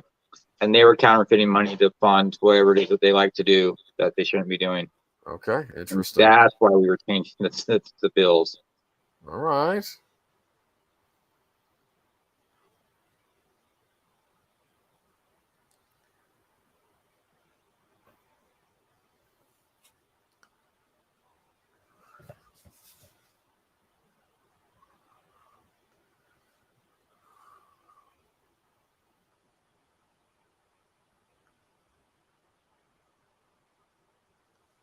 So this guy's old school, huh? Yeah. He's got a beef with the United States.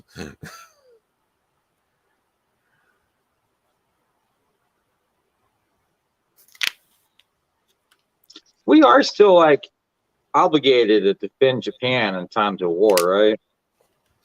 Yes.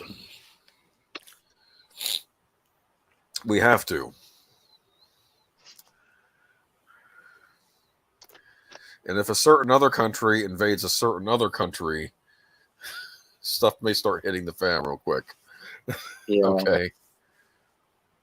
I'm being as vague as possible, not get your channel in trouble, but appreciate it.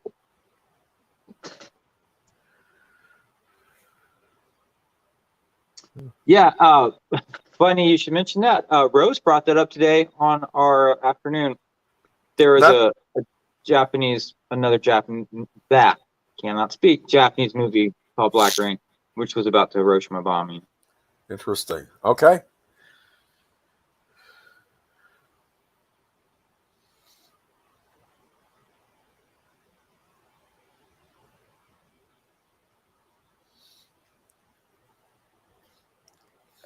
You like that?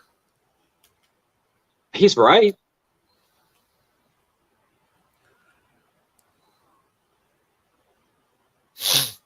This is California right here.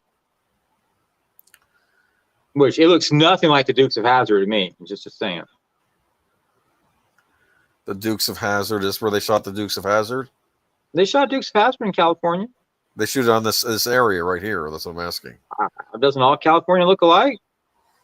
I've never been out to California. I was being funny. California looks very different depending where you're at. Okay.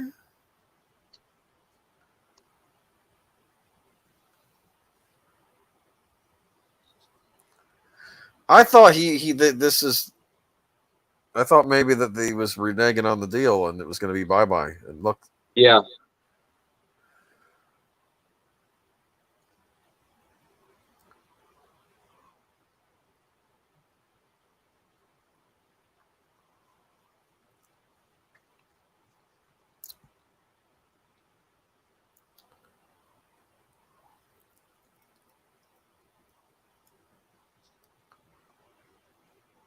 very muddy out, huh? Yeah.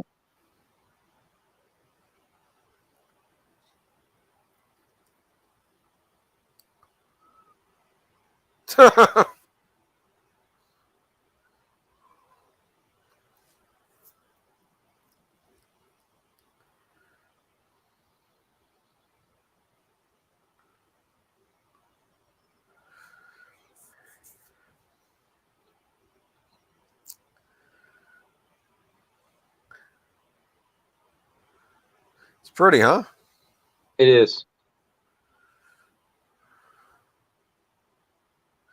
So, did you like this coming out of the theater? Were you like this is a good movie, solid movie? I was very nauseous when I left this movie. I was like, what? the violence is very graphic in this It's a film. movie about Yakuza. What were you expecting? Well, at this point in my life, I didn't know what Yakuza was. Okay. It's Japanese organized crime. It's Yeah, well, I didn't grow up a criminal from New Jersey, Boomer. okay. Well, I'm just saying. You should watch The Sopranos sometime, huh? Did you watch Breaking Bad? You're talking about Better Call Saul. You watch Breaking Bad. Yeah, I It's a watched show Breaking about Bad. criminals. Bad stuff happens on it. I think Better Call Saul's a better show. Yeah, I need to catch up. Yeah.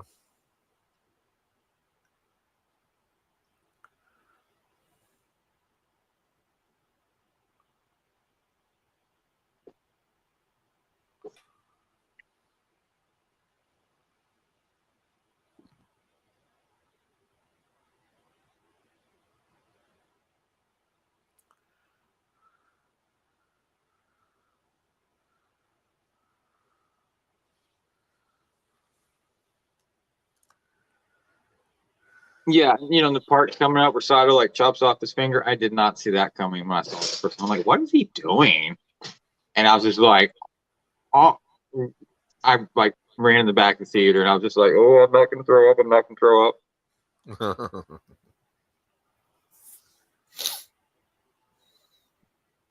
Look at the lighting pouring through those windows. Yeah, it's pretty impressive.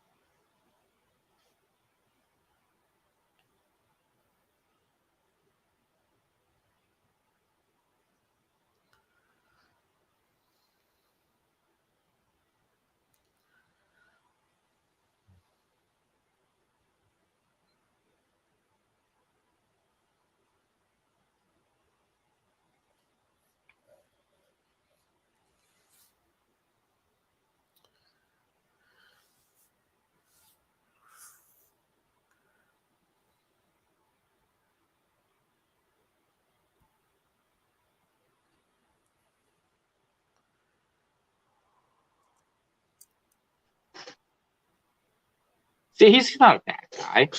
He's helping out his friend. You got to go for it. That's right. You're not wrong.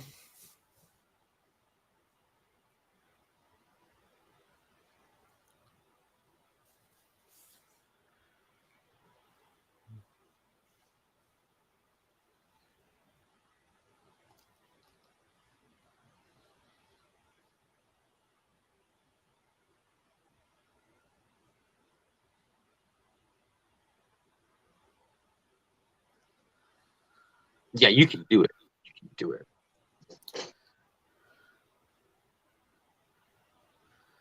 Remember Rob Schneider used to have that bit, "You can do it"? No. You're not a Rob Schneider fan either? No.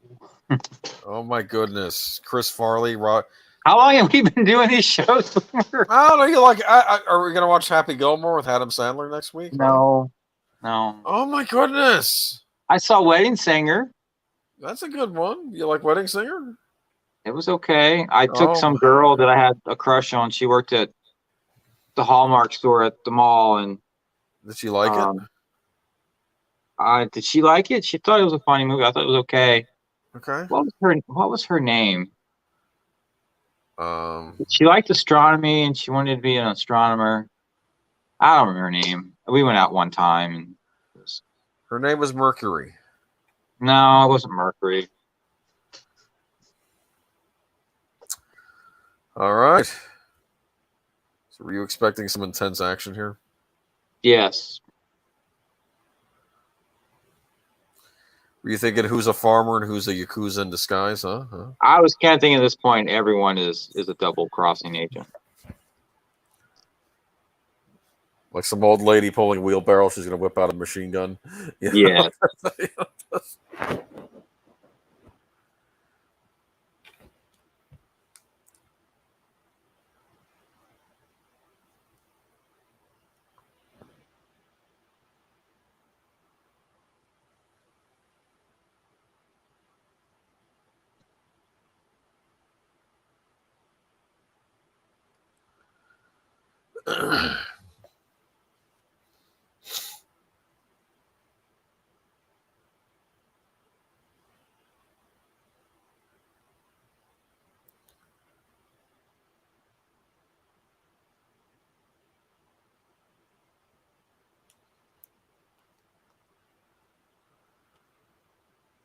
Huh.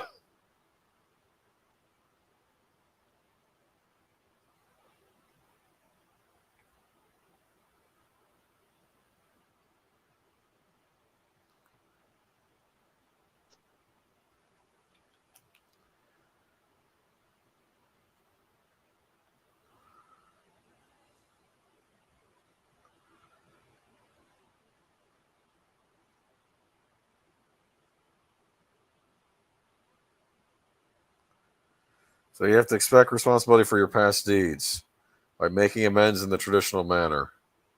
Were you expecting to see what was going to be coming up? No.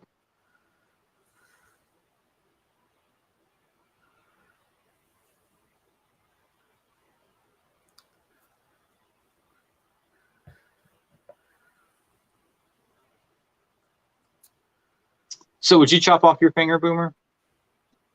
Well, what would I get for it, huh? I don't know. I mean, you're chopping off your finger. I mean, I don't know, man. It depends. Depends, man. I don't know. $100. Is there a soundtrack you chop off your finger for? That's what I want to ask you. No. Oh, come on. No. Has to be something. No. It's just a pinky. You don't use it anyway. No. No. What about your pinky toe? No. Boomer, I don't do blood very well. Okay. All right. What if they just pull out your toenails? No. Oh my goodness! God.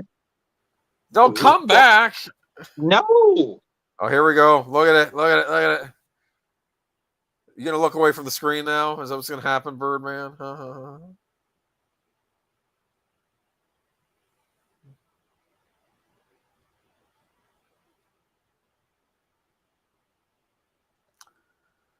That's a good knife, huh? Yeah, that's what I call a box opener right there. Yeah, I don't need to watch this.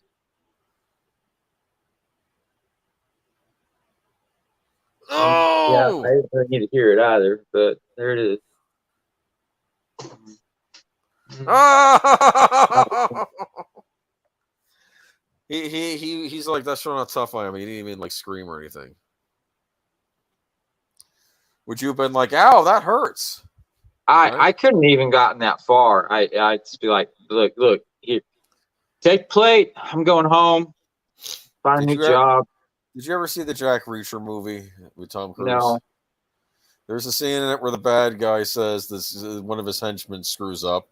Okay, I'm gonna execute you. I can execute you. I'll give you a choice. You can eat your fingers, like right here in front of me. Okay, what would you do in that situation? Huh? It's your life, or you can just eat your fingers. I would find another solution to the problem. I would MacGyver something up as quickly as I could. Werner Herzog played the bad guy. He was like saying, "Hey, I was in a Siberian prison. I had to do this. You know, see what you're made of. You know." And I certainly wasn't expecting what's coming up in like 3 seconds here. With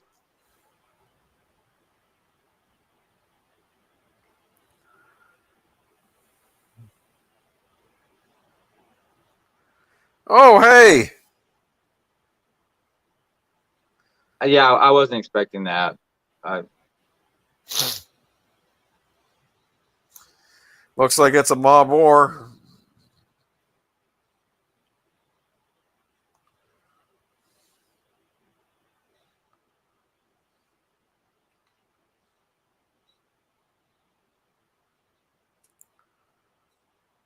And that right there demonstrates my problem with shotguns. They don't have enough rounds. That was the guy from Die Hard, remember? He stole the Nestle's Crunch. It is, yes.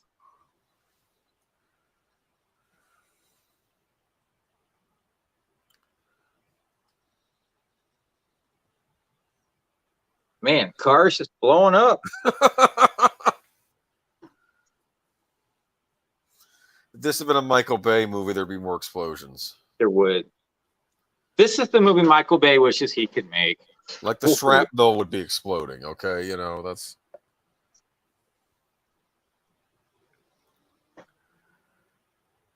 Got a motorcycle chase scene, huh?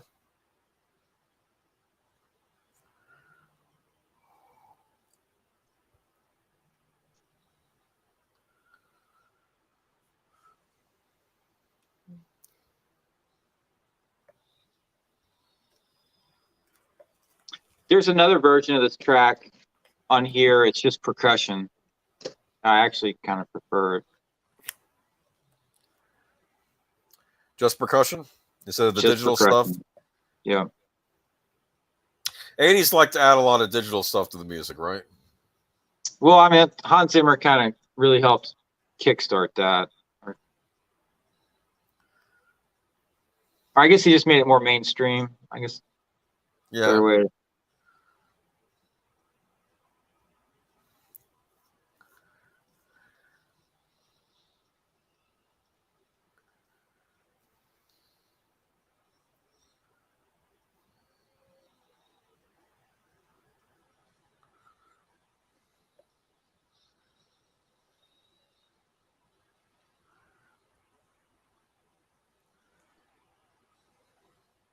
Hi, Johnny. How you doing? Welcome to the show. Did it sell out quickly? I feel like I got mine on eBay. When did it come out? Like 2014? Have you seen the prices it's going for on eBay? There's like one copy for $125, and I think another guy wants like $400, and those are like the only two copies on eBay. I don't think there's any on Discogs right now. So I hope you got your copy. Ooh. Ow.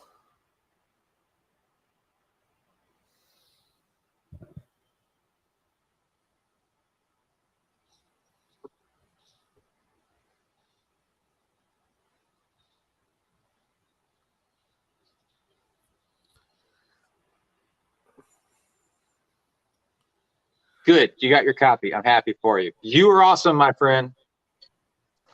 Do you have it on, just curious, do you have it on LP? Are you an LP person? I've been thinking about getting it on LP. Of course, it's just the original version. It's not the expanded. But I keep thinking about buying it on LP. I haven't done it yet. You like the music here? It's that 80s action motif, huh? I think this is probably my least favorite part of the score. Look at this. You got him? I like how it builds up to the murder spike of doom and death right there. I think that's a pretty good build up to them kicking the door open at the police station. I was expecting him to get impaled. Everyone in the theater was.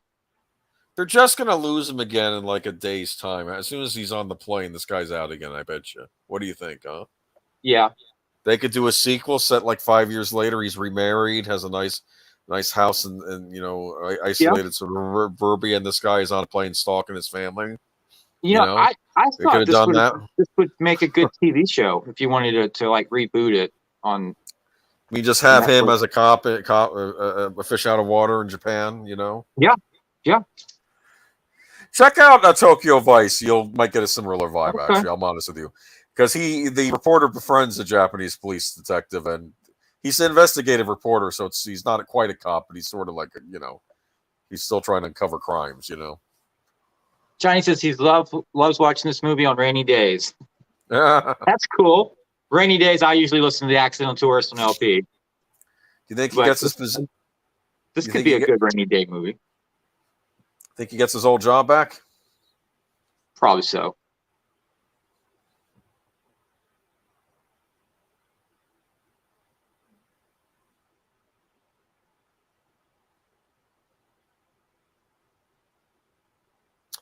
Look at that. What's he getting? A plaque. What's Michael Douglas getting? A plaque.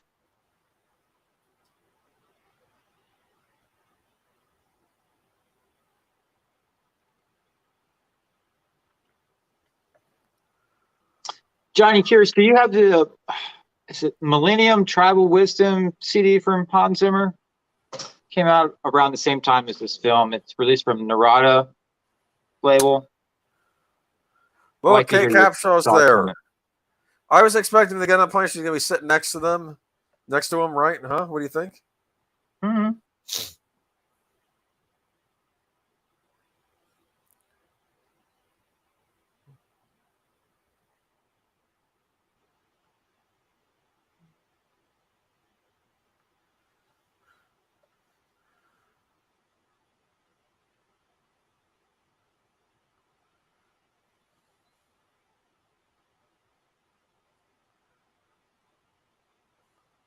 She chose the right side, huh? Look, there we get the kiss at least, right? We do. Okay. I would check it out. I think it's still reasonably priced. You can find it on eBay, and it's probably on YouTube. You can just listen to the whole thing on YouTube. Probably, it's very similar to Black Rain in parts. Hey, Richard's here. How are you?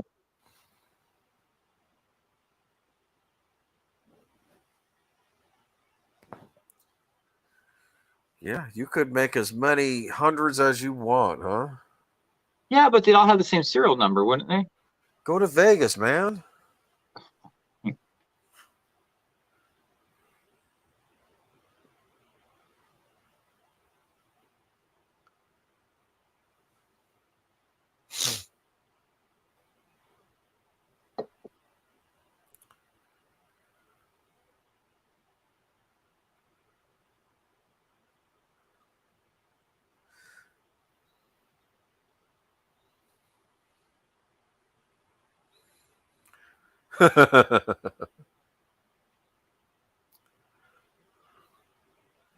What's this? You got a gift?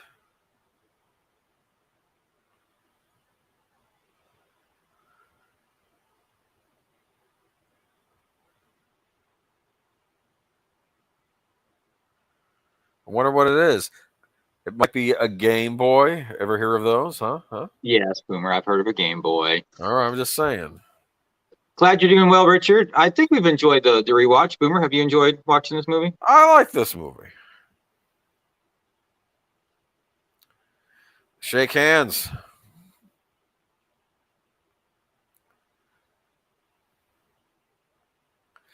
Isn't that neat? They started out antagonistic and now they're good friends by the end, huh? Yeah.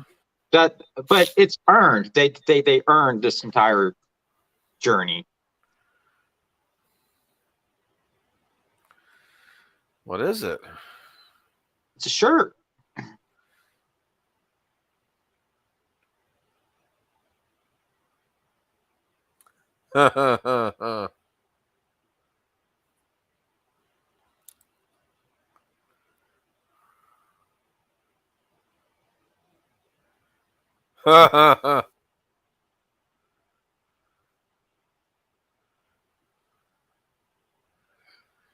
You like the song? It's okay. I like the score that Hans Zimmer wrote. I would say it's in my top 5 Hans Zimmer. I would do Gladiator, Black Rain,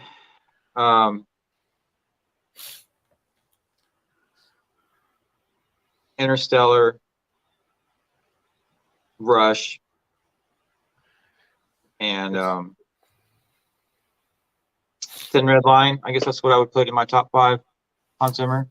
It's recommending Switchback to me to watch next. You know what that movie Switchback. is? I don't know.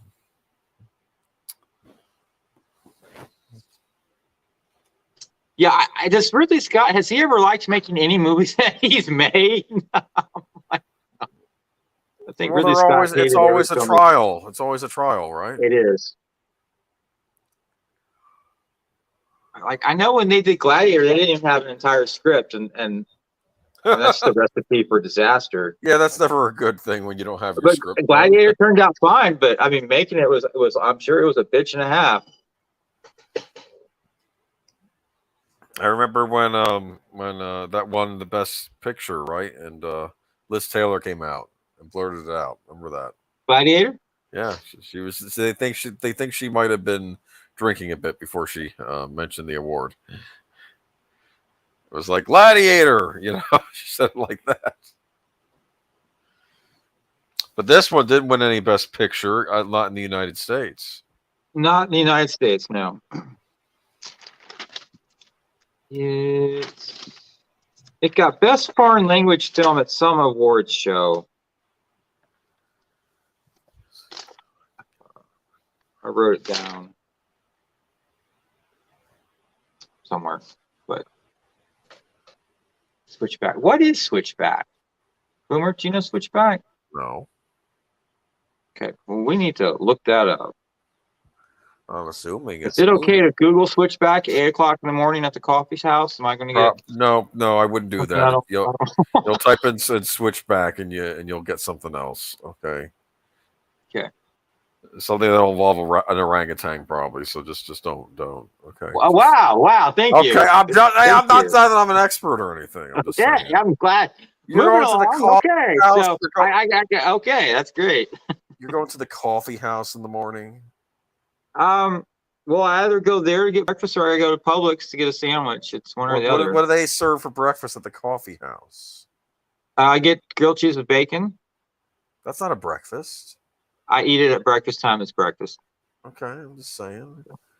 Need some steak I get a sandwich at Publix. I either get salami sandwich or chicken salad sandwich or teriyaki chicken. You know, there's some states that don't have Publix. Yeah, I've heard about that. It must suck. Yeah, it's not good. We got Publix. How does the rest of the country live? I don't know, man. Laser Man. Look at these songs. Danny Glover plays a psycho person in Switchback. I'll look that up when we get off the show. Check it out. We're doing Magnum Force next week, the Clint Eastwood Dirty Harry movie, not the TikTok Tinder movie. I don't know what that is. Filmed with Panavision cameras and lenses, Dolby stereo, and select theaters. That means some theaters only had the mono. It's true. All right. You know, Juan Devant said when they were filming this, he didn't know if Ridley Scott wanted this in 2.35 or 1.85 or whatever, so he just did it in 2.35 and said Ridley can crop it down however he pleases. Wait a minute. That's kind of important. I know, right? It's like, what aspect ratio do you want? Oh, I know. Yeah, this is a 1989 classic. You're right, Johnny. Absolutely. And it's one of my top 3 Ridley Scott films: Alien, Blade Runner, and Black Rain. I don't know why Gladiator's not in the top 3. Gladiator, man. I guess I could do Blade Runner, Alien, Black And Rain, Rob Gladiator in the top three. You and know, Robin Hood. because okay, Robin Hood. okay, Robin Hood. You know what I like about Robin Hood? Usually it's Robin Hood versus like Prince John or the Sheriff of Nottingham. No, in this one it's some French guy. Okay, Some there are some French- beautiful dogs in that movie, though. there is some stupidity in that movie. Like for instance, there's a scene with these kids in the woods, and I thought, oh, it's like the Lost Boys from Peter Pan. I was like, Ridley, I know you saw Peter Pan, you saw that he was wearing the pointy cap like Robin Hood, but they're not the same thing. It's a different thing. I'm sorry, it's fine. Kate Blanchett in a suit of armor fighting on the battlefield. Come on, I can see that. I'm sorry, I was drifting off when you said Kate Blanchett. I'm just like, she was in it. She was in it. She was in Robin Hood, huh? That's got to win at some points, huh? No? Yeah. Richard Fulton says Magnum Force, a man's got knows limitations. Very true. That's the big line from Magnum Force. That's one of the key lines from Johnny says Alien, he can watch it every day and it's still disturbing. Yeah, it kind of is disturbing. We haven't done Alien, have we, Boomer?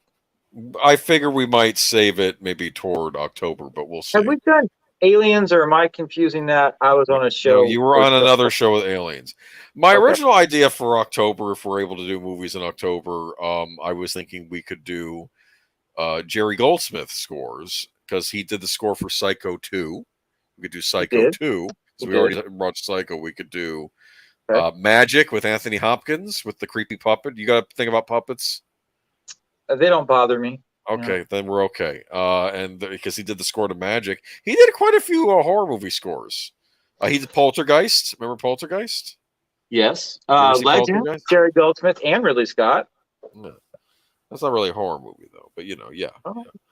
Well, it's got a demon. No, please stop. It's horror, man. Hey, man. Those dwarf guys freak me out, man. Anyway, yeah, but I figured we got a Goldsmith fan in the house. Johnny says Goldsmith rocks. There's at least 4 Goldsmith scores I can think of off the top of my head: Alien, Psycho 2, Poltergeist, and Magic. Poltergeist 2. We're not doing Poltergeist 2 right now. No, we can wait. Congo, that's like a scary movie. You know what? You keep pushing Congo. We're going to do a rewatch of that sometime soon because it's. Sure, I like Congo. I like Congo. That was my favorite blockbuster. I thought it was an enjoyable film. I enjoyed watching it. I liked it. I saw it. It has a beginning scene with Bruce Campbell staring into the camera and going, "Ah!" before the ape kills him. Come on. You know Bruce Campbell, star of the Evil Dead movies? Yes. Evil Dead. You know the Evil Dead movies? They're very good. Okay. Okay. Whatever. I'll take your word for it. Look. If you like various fluids of all colors that are supposed to be blood or maybe not blood, spewing on Bruce Campbell all from every direction, that's the movies you go to see. Okay. All right. You can think about that. Okay. All right. Yeah. I'll have to send you the trailer. All right. Okay. Well, I have an early dental appointment in the morning.